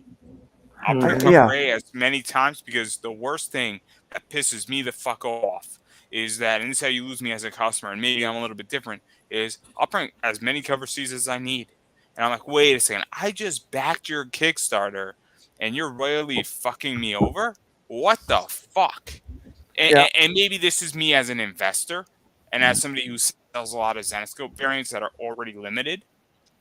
But when I back a Kickstarter, and if you have a limited cover, and you say, you know what it is, I'm gonna just print as many as people order, and then we're gonna go back for another print run, and it counts as a first print run. No, you I'm can't. like, You what can't the? do that. You just absolutely But can't. I've You seen have it. to have I've value. seen it. True, I've but seen it. you're It's not so gonna. That's messed a up, slap in You're the man. not gonna go face. back to those people, are you?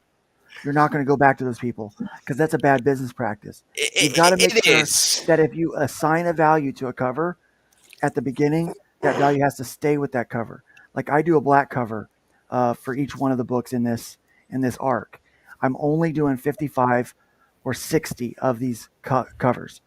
Max 60, minimum 55. Okay, so because I want a couple left over. So if I get to 55, I need because I want to be able to have 5 packages or so at the very end where I've got people that may have missed out could get them if they really truly want them. But I'll reprint cover A and cover B as many times as I need to, with the change on the inside where we put a 2 for print 2 at the I beginning. am So I am it's slightly the print different. run. Where I'm slightly different. Where I don't have a problem with Zenoscope does the idea saying, hey, we're not going to reprint this 250 print run as a regular, but we'll do it as a gallery. We'll do it as a medal. We'll do it as a showcase. That doesn't bother me because it's a Well, that's different fine. book Yeah, completely. And yeah, that's so fine. at some point, I'm producing a comic, and the cover C will be reprinted as a medal at some point. It'll be reprinted as a in a gallery type thing or with better paper, but it'll be limited to like 25, or it might be reprinted as a sketch. But and look, it pisses me off slightly, but then I looked at it and I'm like, oh man, this is my favorite cover still. It's one of my Yeah, favorite yeah. covers and they did That it when they doesn't did it in count metal. though, I was so because happy. it's a new printing. It doesn't count as being a reprint. And it's also because it's the different in some idea. way. It's also the idea that it's a medal, or it's a Mhm. showcase, or it's a Yeah, gallery. And I'm like, great, we didn't reprint that thing, and we didn't hurt the value of the initial book. But when somebody's like, I'll reprint cover C as many times as necessary, I'm kind of saying to myself, what the fuck are we doing here? And how are you protecting me when I trust you with my fucking money? well, Because then don't trust them. there's a concept called investor relations. Yeah. And maybe I'm a little too spoiled in the investing relations world and as a comic book investor, and I get it. And that might be my own biases, but it bugs the fuck out of me. It really does. And it upsets me tremendously. Hey, so can you guys hear me? Yeah. So my question on that, Luke, you brought something up because we've got a black cover and a white cover, but I have the artist where I said I want you to have free will to make a cover how you want. So I want to keep the black and white cover as basic, what everyone would get, and then whatever cover he comes up with, put that when we launch like a second Kickstarter if we need to, make that as part of the special edition that of the first cover that will never be sold again. Yeah. Is that a That's good fine. idea to go about it that way? It I was is. thinking Yeah. of doing the same kind of thing. Yeah. Yeah. Like if you go back for a second chance campaign, which happens all the time, by the way, second chance campaigns are actually pretty popular. Having a new cover that is limited to that campaign is a great way to make extra money because now you're not paying for new art on the inside of a book, but some of those people that backed the first time may come back for that new cover knowing that the only way to get it is through that second chance campaign. Mm-hmm. So, and you charge a little extra premium for that book. Now people on the regular second chance, they can get the standard cover, what I call the retail covers, right? So like my cover A is always my retail cover. That's Yeah. always like that's going to be the $4.99 book that I try to sell at the retailer. That's the main cover. Then I have a cover B that's done by somebody that's special. Those Mm-hmm. will reprint occasionally, but with some variation. But mostly that's going to be through the I mean, Indiegogo, I'll throw and you after that I'll it's throw you done. another one.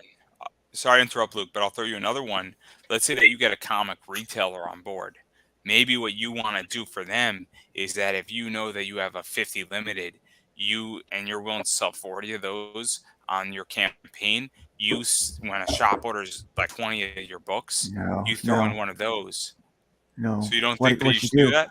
No. What you do, you leave that for your backers because your backers are coming to you. They have to have faith that you're about them first, and definitely don't give your book away or sell it somewhere until you've given the book to shipped out to your backers. Don't do See, that. the only But what reason you why do I for a say retailer, this, what you do for a retailer, before I forget, what you do is you set up a special cover for them, and you give them an opportunity to buy in with their own store exclusive cover. And when we're printing in the amounts that we do, I'm an artist, and I'm constantly getting pieces of artwork commissioned. What you do, you show them what you got. Hey, here's some That's things, or I amazing. can draw something. Pick one of these for your store exclusive, and we'll put your badging on it. Our badging, but then your store's logo on there. It's now your exclusive, and it will never be printed on a cover again. It's your cover, and see, I don't know you if can I do a agree with run of that 50 though. or 75 or 100 or 200 and be fine, especially with my business model. I can do that all day long. See, Would I that don't know if upset I your agree with backers? that. No, no, because now I've got backers that are calling that store and they're calling them and say, hey, I want to buy one of your special covers because I got to have all the covers. I got to collect them all. Oh man. Yeah, Oh, okay. See, I don't know if I agree with that completely. And the reason why I say this is that's because okay. You don't have to. You can be wrong. see, Luke knows that I'm not going to take it personal. He knows I'm not going to take it personal. But I'll explain a concept. And Luke knows that I bought a Voodoo Nation 1 and 2 from Travis Gibb, and obviously you worked on both of those I issues. did, yeah. And so I did very well with those covers. And Travis took care of me, and I'm going to do very well on that. I really just wish I had more of Cthulhu Invades Wonderland, what he did with that, because those books sell out like hotcakes. And has real money, but I'm going to do fine. And Travis gave me a lot of incentive covers and things of that nature. And that's my whole thing, is that when I have a 1 in 10 or I have a 1 in 20, I can now sell that a lot better. And so I want, if a shop comes on to me, if I'm producing a book, I want to make sure that that shop has an ability to, if they order 10 regular covers, that I could get them an incentive cover that they can get their money back, where they could sell the regular covers for Yeah. maybe Well, $8. the, And the, so I the just want to reason why you protect the disagree with shop. me is because you're coming at it from a retailer's point of view, Yes, and that's why. I'm coming at it from a backer's point of view because the retailer did not fund my campaign. Mm-hmm. The backer funded my campaign, so they get the exclusive. They get Facts. because they're not paying a retail price. They're not paying $4.99 for my book. They're paying $15 for my floppy. They're paying $15 for my floppy. Now, when that floppy, the retail version, goes into the comic shop down the road, it's $4.99. So Oh, no, they no, I deserve get that something extra completely. because they're not just buying the book from me. They're funding the project. They're now a Right. business partner with me. It, They it, it, get get, it something gets extra. complicated because Yeah. what I'm worried about is always the fact that the comic shop has to make money, and that Yeah, the I Yeah. comic want them shop has to. to be protected. And so I want that's them my to. whole problem, is that I want the comic shop to be protected. I Yeah. also would not. I don't disagree that the backer needs to be protected, but But where that's do we why I draw the give the comic shop an exclusive cover because now for just a little bit extra, they're using some art that I've already got. I need to use it anyway, right? And now they're getting. Now I still maintain the right to do prints. Now if they want the rights to the prints and everything, and nobody else use that art, then they've got to pay me for the art. They got to pony up. But we've done that. Travis and I did that for a couple places, but now they've got an exclusive. If any of my fans and my backers want to collect every cover, they've now got to go to that retailer. So now they're going to have some built-in audience with that as well. So doing that takes care of the backer, but also takes care of the retailer. So now they're both taken care of, and it's two different worlds, and the two different worlds can then intertwine for those that are really serious collectors, which we've had happen. We had people that desperately wanted to get all of the store covers for Voodoo Nation's #1. I'm not sure about #2, but definitely for #1. And so we told them where they could go to get them, and they would contact those stores. or we would contact the store. Well, me Pull and 'em Luke, sometime. can go on for hours about this topic, yeah. and I don't know if we're gonna reach an opinion and a consensus, Yeah. but Like I we're said, much better. it's No, okay Luke, for you to be wrong. Luke, It's fine. Luke, it's all right. We'll just agree on Disney World. How does that sound? Want to go next year? Let's go to Disney World, man. Galaxy's Edge, man. I'm there. Two things here. I'm down. Let's go. Have you heard, and I've heard of people doing this, where they take that exclusive cover you had, right? Let's say you said you're going to sell, you printed 50 of them. You sold 40, and only those 50 were for that campaign. Mhm. I've seen people take those other 10 and burn them. Oh, no, I would never do that. No. See, God, that's money. right. That's money. But no, I'm just saying, That for sounds that familiar. exclusivity. If you're going to burn them, you might as well not print them at all. Right there. Yeah. Now, If you only need here's the 40 other thing. and you don't want to have the 50, just print the 40. I print over so that I can sell it at a con at a higher price, because now it's limited, super limited. You know, all of them are almost gone already. Or I can say, here's an add-on for X amount of dollars on the next campaign. Mhm. You know, yeah, don't burn your money.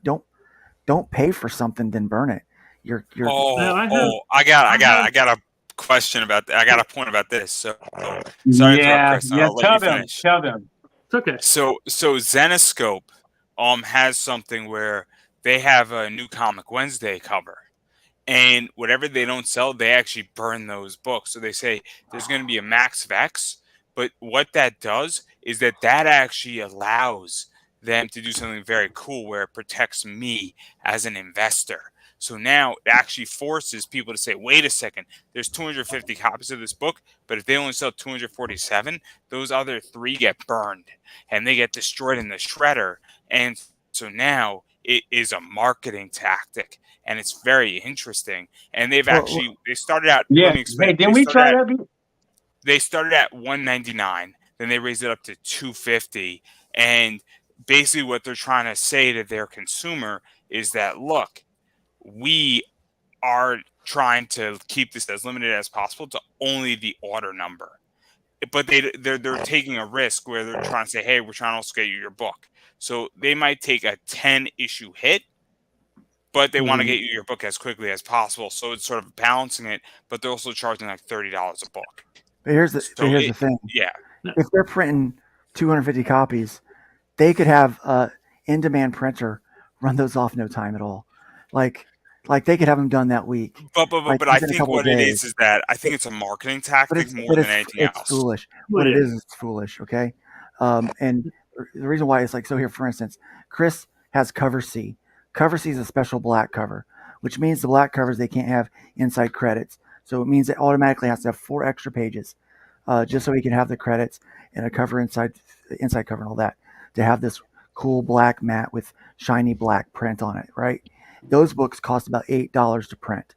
You sell those for $20 to $25 on your tier, right? So you go ahead and you pre-print, let's say 55 or 60 of those, so that you have them early. Let's say you're just feeling froggy, so you do that. You don't actually wait for the actual print numbers to come in before you print. You just go ahead and print your number. Now, let's say you only sell 30 of those or 35, and you've got 55. There's 20 of those. No, I agree. I know where you're going. I know. You're burning. So now you're burning $160 of your own money.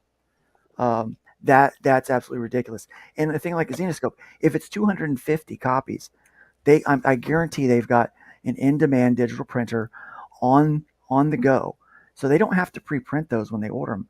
All they have to do is take the order for next month, okay, and then, or even for next week or 2 weeks, and get those printed, the amount that they need. Like I think it's more of a marketing tactic to say, hey, look, we are printing to the T, and that's what they're doing. And I think it's more marketing than anything else. Well, and it makes sense if they're only printing to the T. Hey, were we going to do that? We're going to burn the extra. I'm like, I think we're going to do that, right? Not with this paper shortage.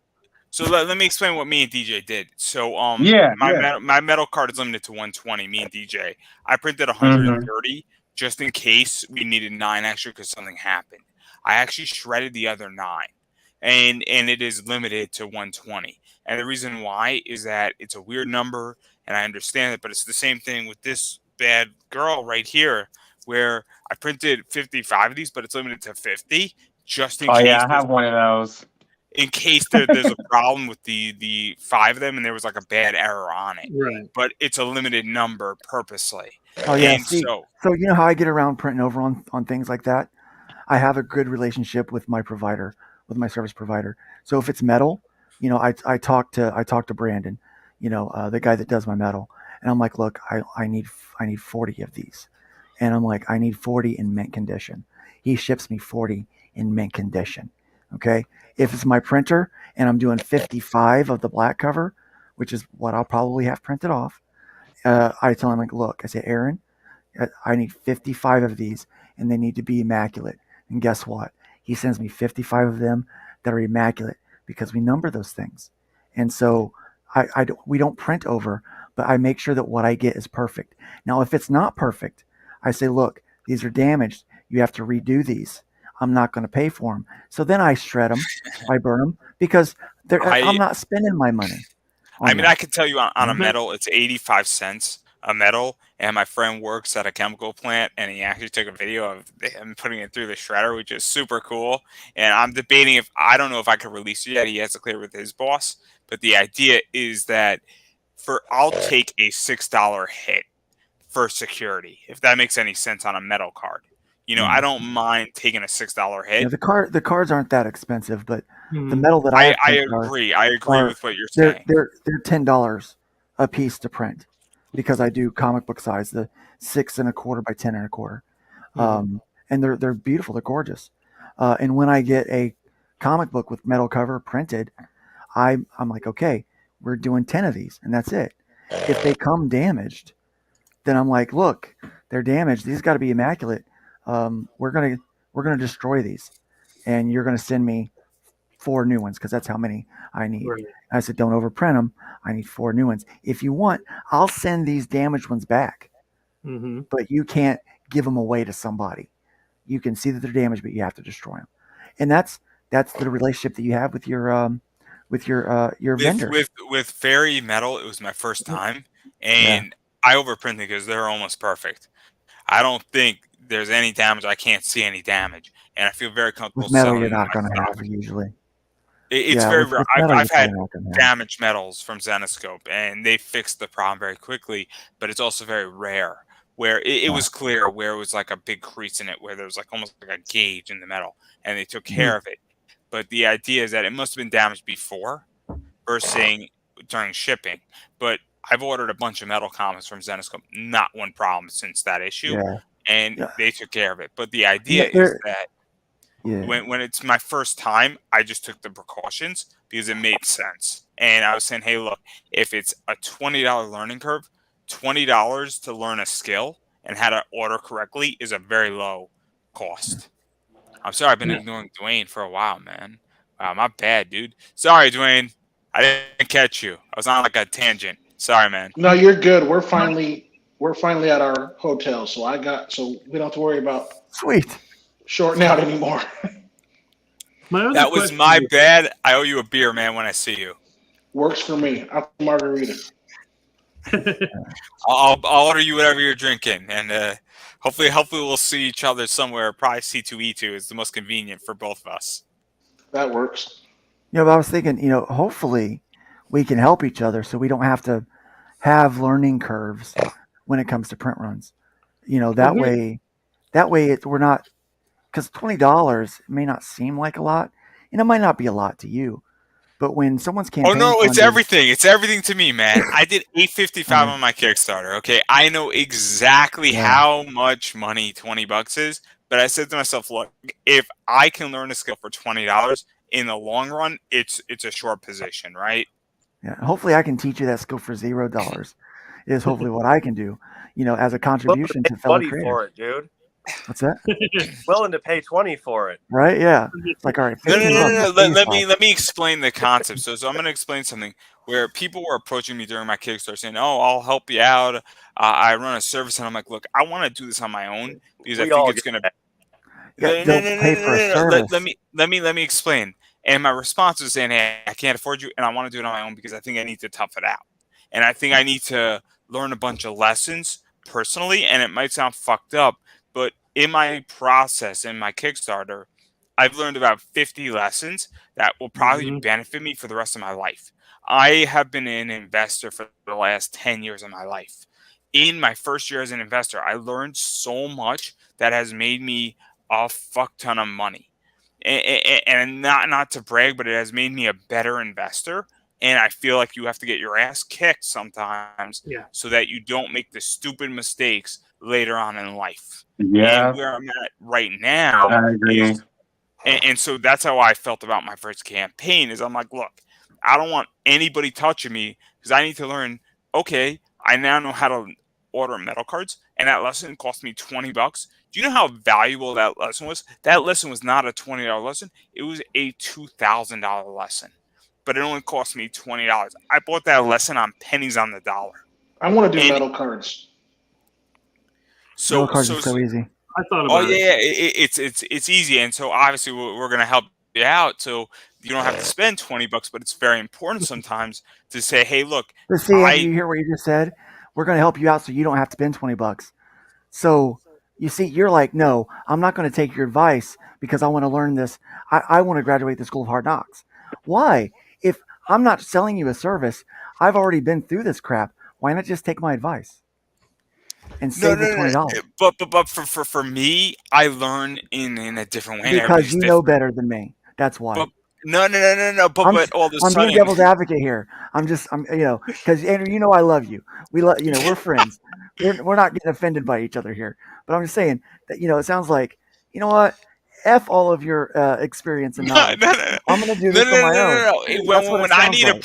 printer, I'm gonna hit you up, right? I'm gonna hit JD up because I don't know anything about printing. But also, I felt like I needed to learn half the lessons on my own, and I needed to go through the process of getting destroyed on a Kickstarter to understand exactly how it works. And that sounds We fucked we up, but it's do made me a better no. interviewer, We right? do need to Like, we do need to learn some hard lessons sometimes. so Sometimes we for won't take me, people's good advice. for me Yeah. as a person, I didn't want any of your advice because I wanted to understand exactly what it means to run a Kickstarter.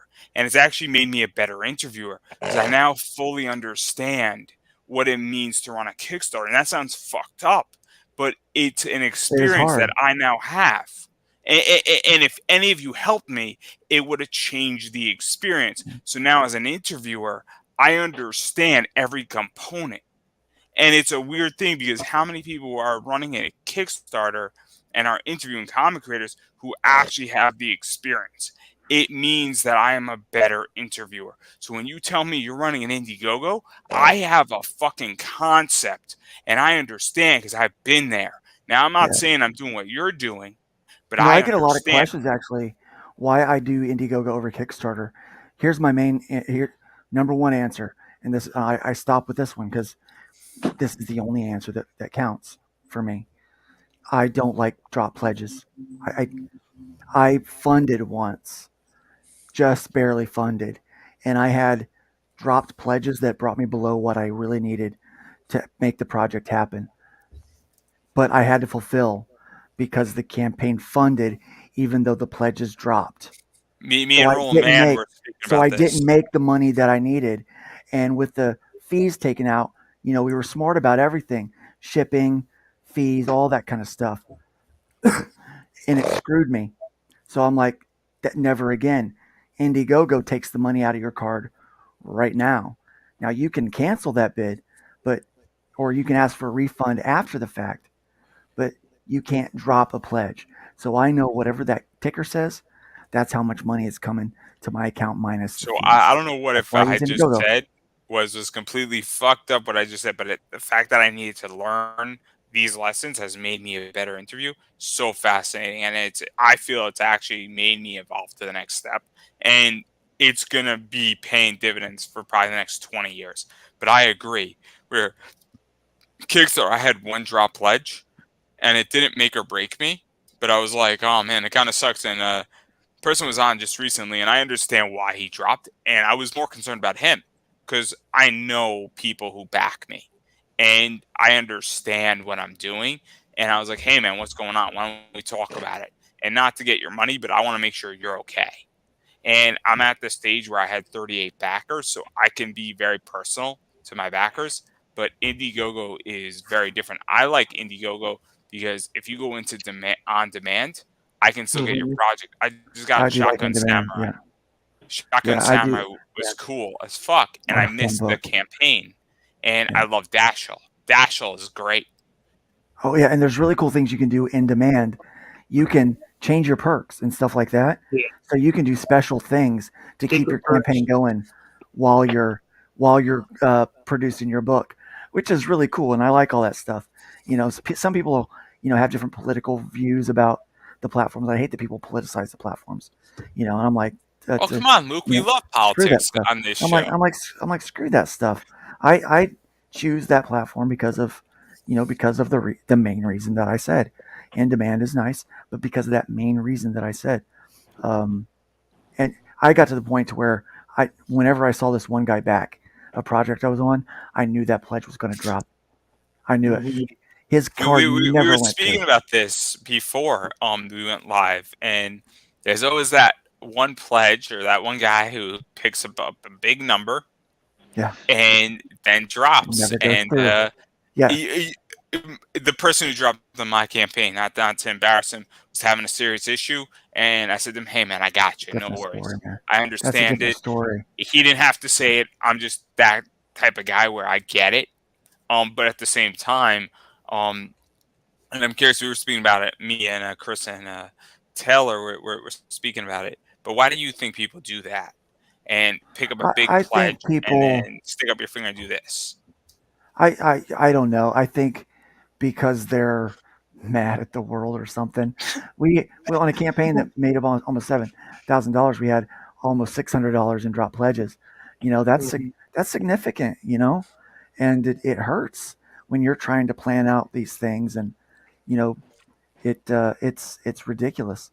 And I don't know why they would do that. Has any other guys had that experience too? Have they done that to you? I had up $100 in the last 2 hours. Yeah, we went from like $1,100 to $950, and that's where we finished. So, your campaign's closed? Yeah, we wrapped up like a month and a half ago. Yeah, and so the people never updated their card information, and you're going to make over 1,000, right? Now you're not. Now you're not. That freaking sucks, man. Like they don't understand how much that sucks because you. So I've had issues where somebody just updated their card information like 2 days, and I'm like, oh, awesome, that's cool, that happens. Look, I backed the campaign for $3, and my bank would send me a text message, be like, what the fuck, man, this looks weird. I'm like, oh, I legitimately, and then I was so apologetic to the guy. I'm like, hey, man, sorry about my thing. He's like, oh, dude, don't worry about it, and that happens, and I'm like, yeah, but because sometimes I've got to update my card on a pledge. I got notified. It's like, hey, you've got to update your card. I'm like, oh crap, yeah, the expiration date changed. You know. So my bank was concerned because I backed a promo card for the Three Stooges and Zorro, and it was a $3 pledge. And my bank was like, "This looks so fucking fraudulent," and I'm like, "It's not." and like. But my bank was like, this looks so weird because it's one of those things where $3 is a scam type of pledge. And I mean, it was great. It was free shipping. It's a cool thing. I'm going to back another $3 thing because I'm a huge trading card fan. But my bank was like, oh, snap. And then I'm like, yo, I called them up. Like, yeah, just reissue it in like 3 days. And I had one of those on my thing. And the guy was like, oh, man, I'm so sorry. I'm like, bro, no worries. But it's so weird, right? How do you feel about that, DJ? How many people cancel on your pledge? Is in your Kickstarters? How do they cancel on my Kickstarter? Yeah, because you run like 10 of them now. Maybe, yeah, about 10. See, DJ gets the joke. DJ gets the joke. Yeah. Oh, I mean, I get it. I heard you say earlier he hasn't run one yet. Yeah, I'm sure we all did. What I found most is those that cancel at the end were backing for stretch goals, And if they didn't see them reached, they're like, well, I didn't get what I wanted, so I'm out.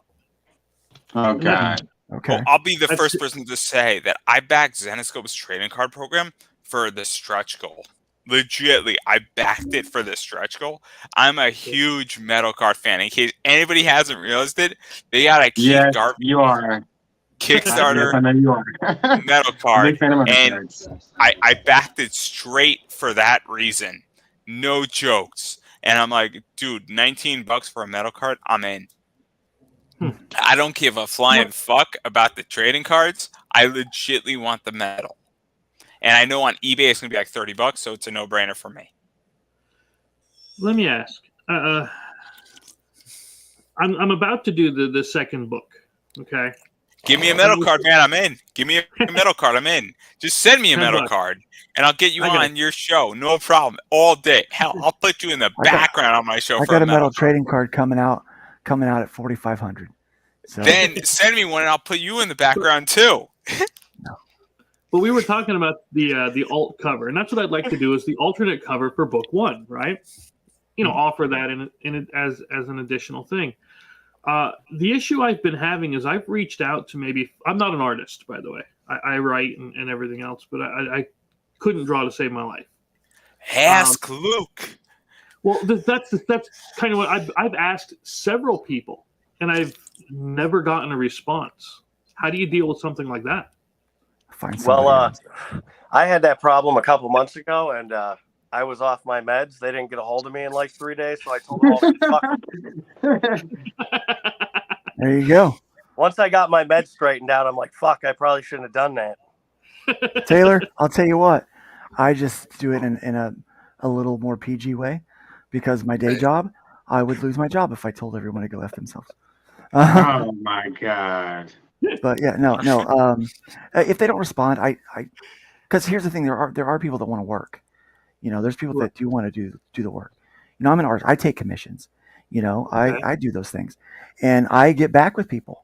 I respond, and if someone doesn't respond to me, then they don't want my money, and they don't deserve my money. And I kind of look at it that way. Now, here's the other thing. I'll say this about every campaign that you do. If you're doing book 2, you need to have book 1 available as well. If you're doing book 3, you need 1 and 2 available. And you need to market it that way. You need to say book 1 and 2, 1 through 3, 1 through 4. That way people know that they can get the back issues. Because if you run one of those campaigns and you only say that it's number 3, you automatically wipe out anyone that has not been with your campaign yet. Because they're like, oh, well, only 3 is available. I don't want to start in the middle. Right. So you have to say you're able to get 1 through 3 here. Which is what I'm doing with my Killing Field arc. Now Killing Field, it's legacies issues 6, 7, and 8. So I tell them it's 6, 7, and 8, but the arc is part 1, 2, and 3. You don't have to read books 1 through 5 to be able to get in the story here. You can enjoy it from this point forward, but there's add-ons where you can get to the first story if you want. I like that. Always make sure that you've got something available for them. Yeah. And that's why I wanted the alternate cover again, is because I wanted it again something new that wasn't already out there, and then and it would bring book 1 back as well as have 2 out. You can do a second printing of the original cover, but that alt cover, here's the cool thing: that alt cover might bring backers that were there for the first issue that all they want is a second, but like, oh, that's a really cool alt for the first issue. I want that too. So now all you're doing is paying for new art and a new print of the book 1, and you're recycling your money. And also those alt covers, use them for t-shirts, use them for backpacks, mugs, prints all day long, because that way you're not just paying $100 or $150, $200, $300 for a cover. You're paying I'll throw something else in there that's really important. Stuff. Where also, if you have a certain artist and they want to use it for a banner, it's a no-brainer to give it to them for free for a banner at a con. And I don't mean you paying for the banner, but just saying, hey, you could use it as your banner, because that's a brilliant marketing position. And if you say, hey, you don't owe me anything, if you want to use it as a banner, it's a brilliant thing. Most of the artists I hire keep the original, right? So I'm commissioning a cover from Jason Metcalf, which will probably be used for my trade Oh, paperback. Metcalf's brilliant. Yeah, Guy is so- so good. So generous with his time with me. So what So he's going to do? generous. So what I'm doing, I'm commissioning this cover from him, but he is going to put the original art up for sale as one of the tiers. Okay. Now he takes a portion of that, and I take a small portion of how that works out. So he makes more money off of that, and I make a little money off of that original. But now I've got another guy that I have doing a cover for me. He's doing a painted cover, and he's sending me the original. So now I can sell the original and keep all the money for myself. It's not a set price. Now it's a set price with Jason. Whatever, like, this is how much that tier goes for. This is how much he gets. This is how much I get. Now, if I wanted to, I can buy the original off of him for that price and then sell the original for whatever I wanted to. And I may get it, I may not get it. I don't know, or I I could don't know. I keep the might original steal it. myself. I might steal it. I might I steal can it. get, So, I mean, there's those options there. But if you commission a cover from Jason Metcalf, you're spending some money, Yeah, I and just that's looked at just the how it page. is. Yeah, and then I've got a cover coming from this guy named Preston Acevedo, and so he's giving me the original, and so I'm going to be able to sell the original on there for whatever price that I want, whatever price I deem necessary, and so there's that option. And then I'm working with a guy named Brian Silverbacks to do a cover for me. He's working on a cover for me right now. And who is And Brian Silverbacks again? I forget. I don't know. He's just some guy I know. You get the joke. Yeah. I don't know. What did he do? Like Cara Prime or something? He's some guy I know on Facebook. He's cool. He's a good artist. You should check him out. Oh, Hire him he's to do a great. cover. I had Mark McKenna covers Nice. for book 1 and 2, and that was our thing too. He goes, "Do you want the original?" I said, "Yeah, please." And I have that hanging up in the room. Oh, it's nice to get the original. Yeah. Doesn't On some Justin of Hunt these. do that? Justin Hunt, I think, when you do a cover with him, is like, "Yo, I'm going to send you the original." It's usually extra for the original, and I get it because they could take that stuff, especially if the book does well, they can sell it and make money on it. I mean, Simon Basley is a good example of that, where Simon Basley original will go for like $15K to $20. Yeah, And, no, and I don't want to go into the thing about that, how I know all about that stuff live. That's a I different usually discussion. work digital. Yeah, I usually work digital. So like my covers are cheaper. If they want traditional, it's a little more expensive. So all that stuff's worked out. But Well, a I lot of want these a Luke guys, Stone they want to traditional. keep. That's what I want, Yeah, guys. well, I a lot want of you these, to do me a traditional Luke. a lot of these guys want to make sure the register's ringing, so to speak, right? Yeah. So if you have a budget that's a little below what they normally would charge, but you're like, hey, I don't know if you're busy or not, in a lull, if you're willing to work for this price, I'll buy a cover off of you when you're not busy, so that you're still making money in between the in the valleys, and a lot of times I get really good deals on covers that way, and so what I'm doing is I'm That's a good collecting arrangement. yeah, and I'm collecting these amazing works of art, right? So guess what they get used for? If I talk to a retailer and they want a special cover, they can pay extra to get that cover exclusive, So it's like, you know, it becomes mutually beneficial, and you can start to do evergreen stuff with it, especially if, you know, uh, and like I said earlier, if a store wants to buy exclusive rights to the print, then they get that, that's their exclusive right to the print. I won't put it on anything, but it costs extra, I've got to make my money back out of that. So there's all kinds of ways to do that, but definitely think of it this way. Just like every book you do may be somebody's first comic, every campaign you run might be somebody's first experience with your campaign. So make sure that you're setting up your campaign, setting up your books for people that maybe are experiencing you for the first time. That's See, the best. DJ, you're learning today. I'm telling you, a guy right here, I'm on book 8. That's the most important lesson that I've learned from 8 books of this, 25 total crowd funds in the last, since 2015, I've been a part of, and that we've been a part of, have funded and fulfilled 25 different campaigns that I've been a part of. And the number one lesson that I've learned is make sure that you are introducing brand new people to your IP, even if it's your 8th, 9th, 10th, 12th, 11th book. Doesn't matter. I just sent I mean, you I something. could tell you that I've introduced about 5 new people to my IP, and I'm a podcaster, and it's a crazy concept to me that people would even back my campaign. So God bless me too. people. And 2 I of them are totally in get that. this entire thing. 3 of them actually are in this entire interview right now / Hangout. Yeah. So God bless me. I mean, I had no idea that I would even be able to do that. And that is mind-boggling to me. It was the worst $40 I ever spent. Well, Luke, that's good information to know because this is prologue for us, like number 1 or episode 0. Yeah. Mhm. Yeah. So my first book for my first arc, I didn't know if it was going to do well for this hybrids book. It wound up doing gangbusters. So I decided to, but everyone was doing 0 issues back then. And I just had this thing where I hated 0 issues for some reason. I just hated them. So I labeled it number 1, which I'm glad I did now that it's issue number 1, because it's like a teaser to the bigger story. And, I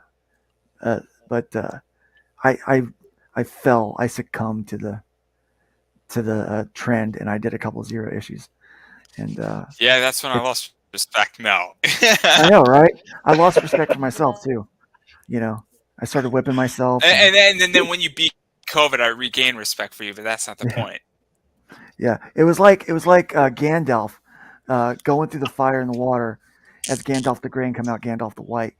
I redeemed myself, having gone through the fire. They all live happily ever after, right? Like, I'm sorry, I'm cracking myself up at the absurdity of what's coming out of my mouth right now. Like, you are an idiot, Luke. You realize that?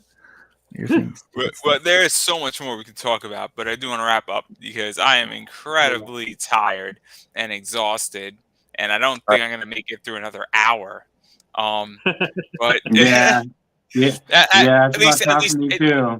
No, I won't make it through another hour live. I can make it another 4 hours completely off air because I know I'm safe.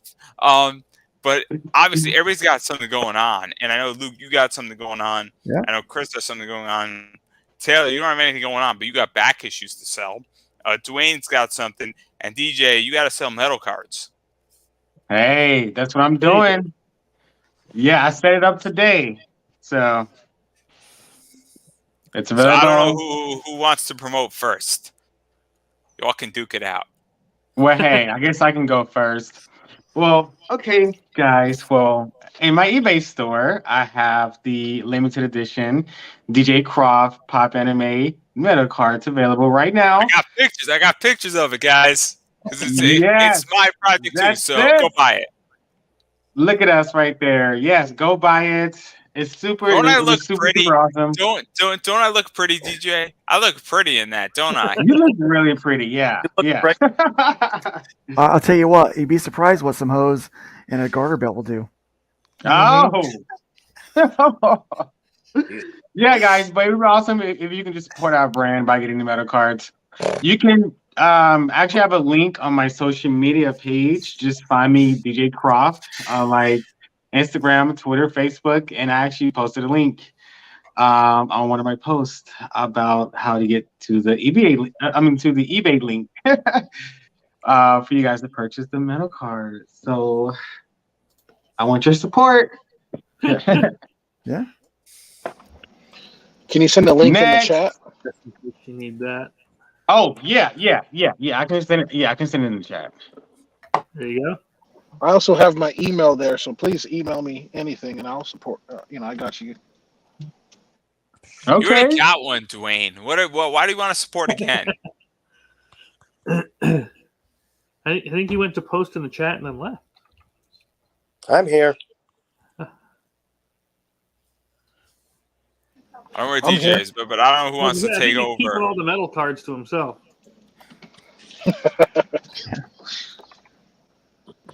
So I don't know who else has got something going on. I'll go. I guess I'll go. Yeah, I've got Hybrids, the Sons of Gods, the Killing Field Part 1 through 3 on Indiegogo right now, and I'm just gonna pop in here the link so you can share it with the folks. But yeah, so basically, it's a Chris Claremont era X-Men meets meets Ancient Aliens.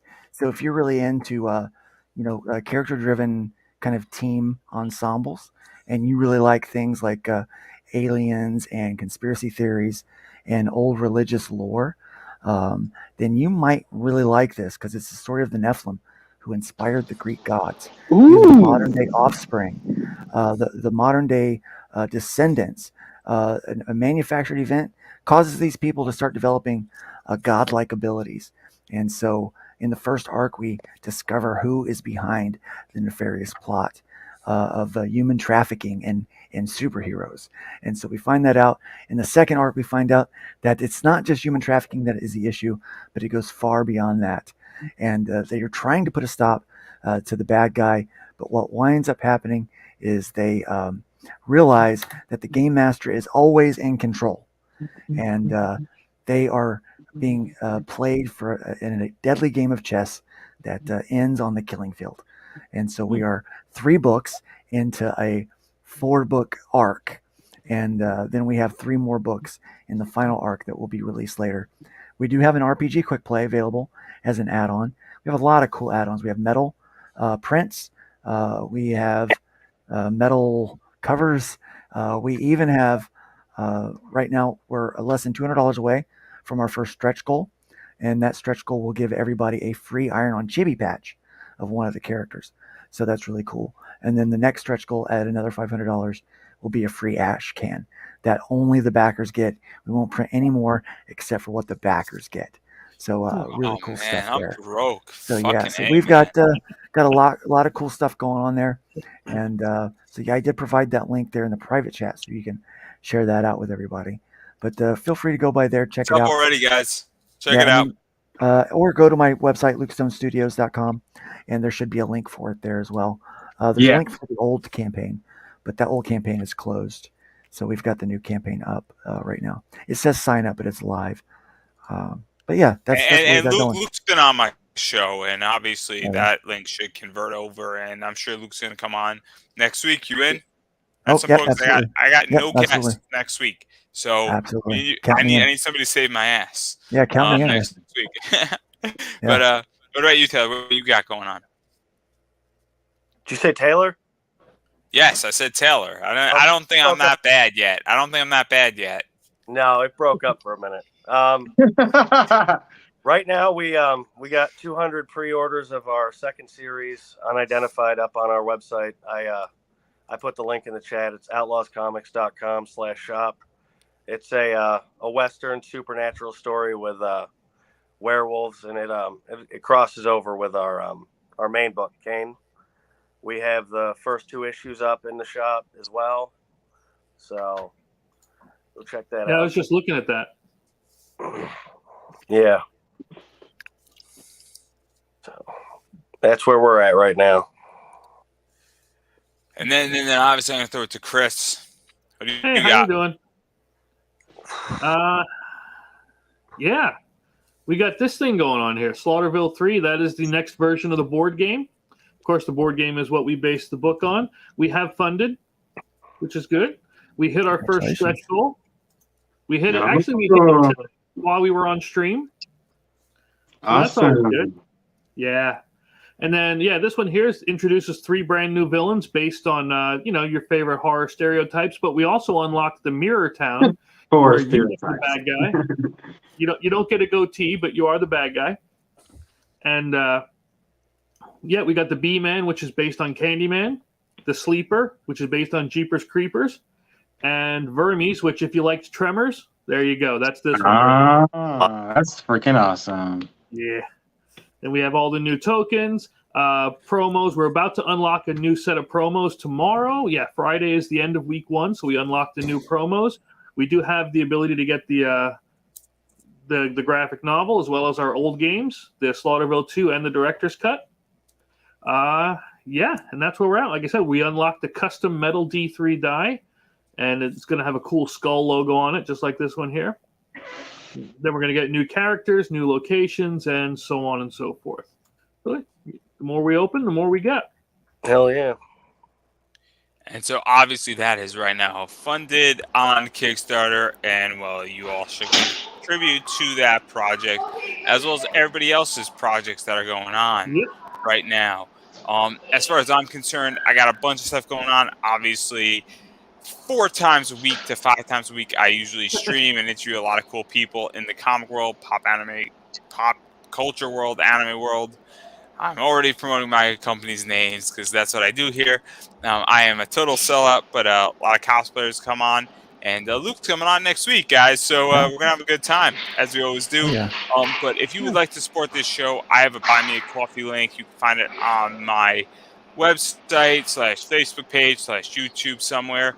You can also buy this shirt, which is making fun of Gundam, Taco Bell, most interesting man in the world, and Fallout. And I am a huge Gundam fan. So I made this shirt, and it's super cool, as well as, obviously, I have these up on my eBay store, too. So if you want to buy from me and not DJ, go buy from that as well. Yes. And Yes, the I have eBay link these. is in the chat. Yeah, you buy from DJ first and foremost. I don't need your money, but go support DJ. And then these are exclusive to me. So actually, these are super cool. They're limited to 50, and she's got some F-cup tits, guys. So super hot. And this is what she looks like in a metal card. I don't know how many of you can see that, one. but it looks she incredible. is smoking, baby. She is I'm gonna have to smoking. get that metal card. I got, I think, 42 of these left because Zenoscope is getting one of these. So you got 42 of these. It's up in my eBay store. $15. If you're not an eBay person, hit me up on Facebook or YouTube, and I will get you one of these, and we can work something out. So definitely, it's super cool, and I'm happy to hook anybody up who wants one of these things. Hit me up, and that's what I got.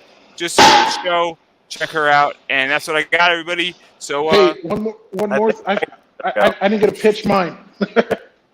oh yeah, I forgot about Dwayne, man. My bad. It's all good. I got no shame in saying you forgot me. I'm dying to hear from Dwayne, man. He's only been here for stream.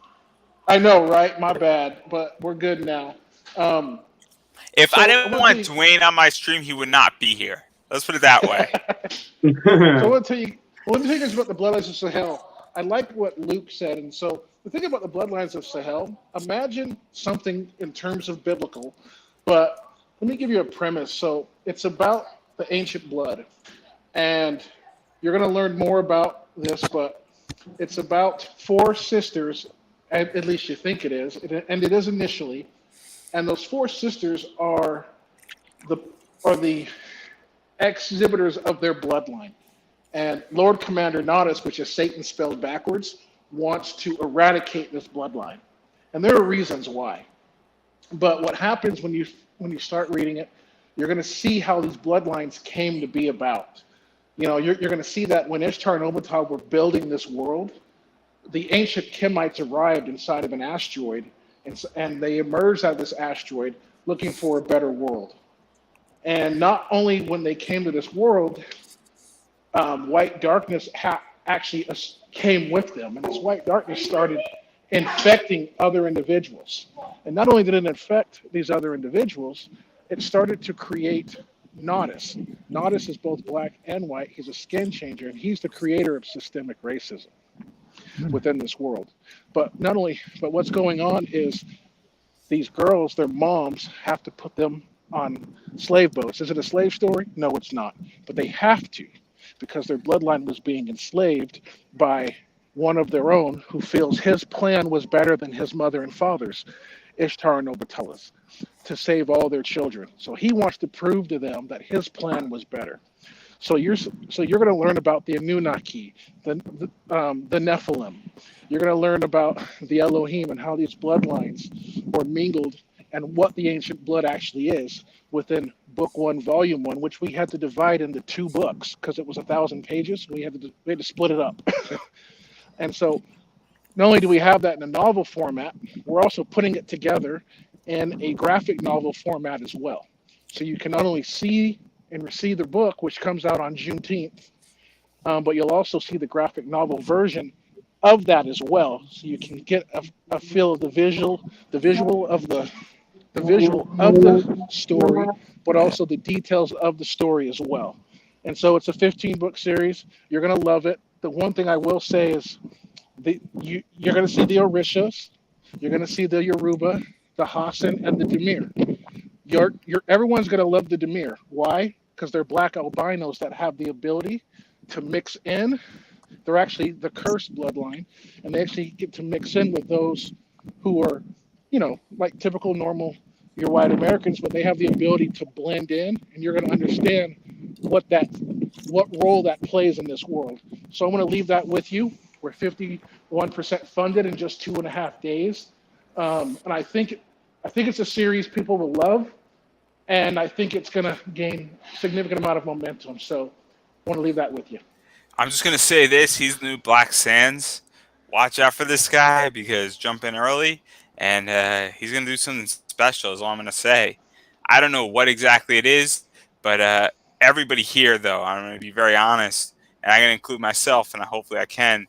Luke, Chris, Taylor, DJ, obviously Dwayne. These are the guys to watch, everybody. So on that note, if you aren't following them at this point, follow them on social media. Check out what they're doing. Check out their Kickstarters. Follow them on Instagram, all that stuff, because you don't want to miss out. And that's all I'm going to say. Everybody, that's a wrap. Thanks for joining us. And we'll be back here 2 weeks from now with another bunch of people. And if you want to be on this show, I'm just going to say this very nicely. Hit me up, and we'll see if you can get on. Peace out, everybody. All right.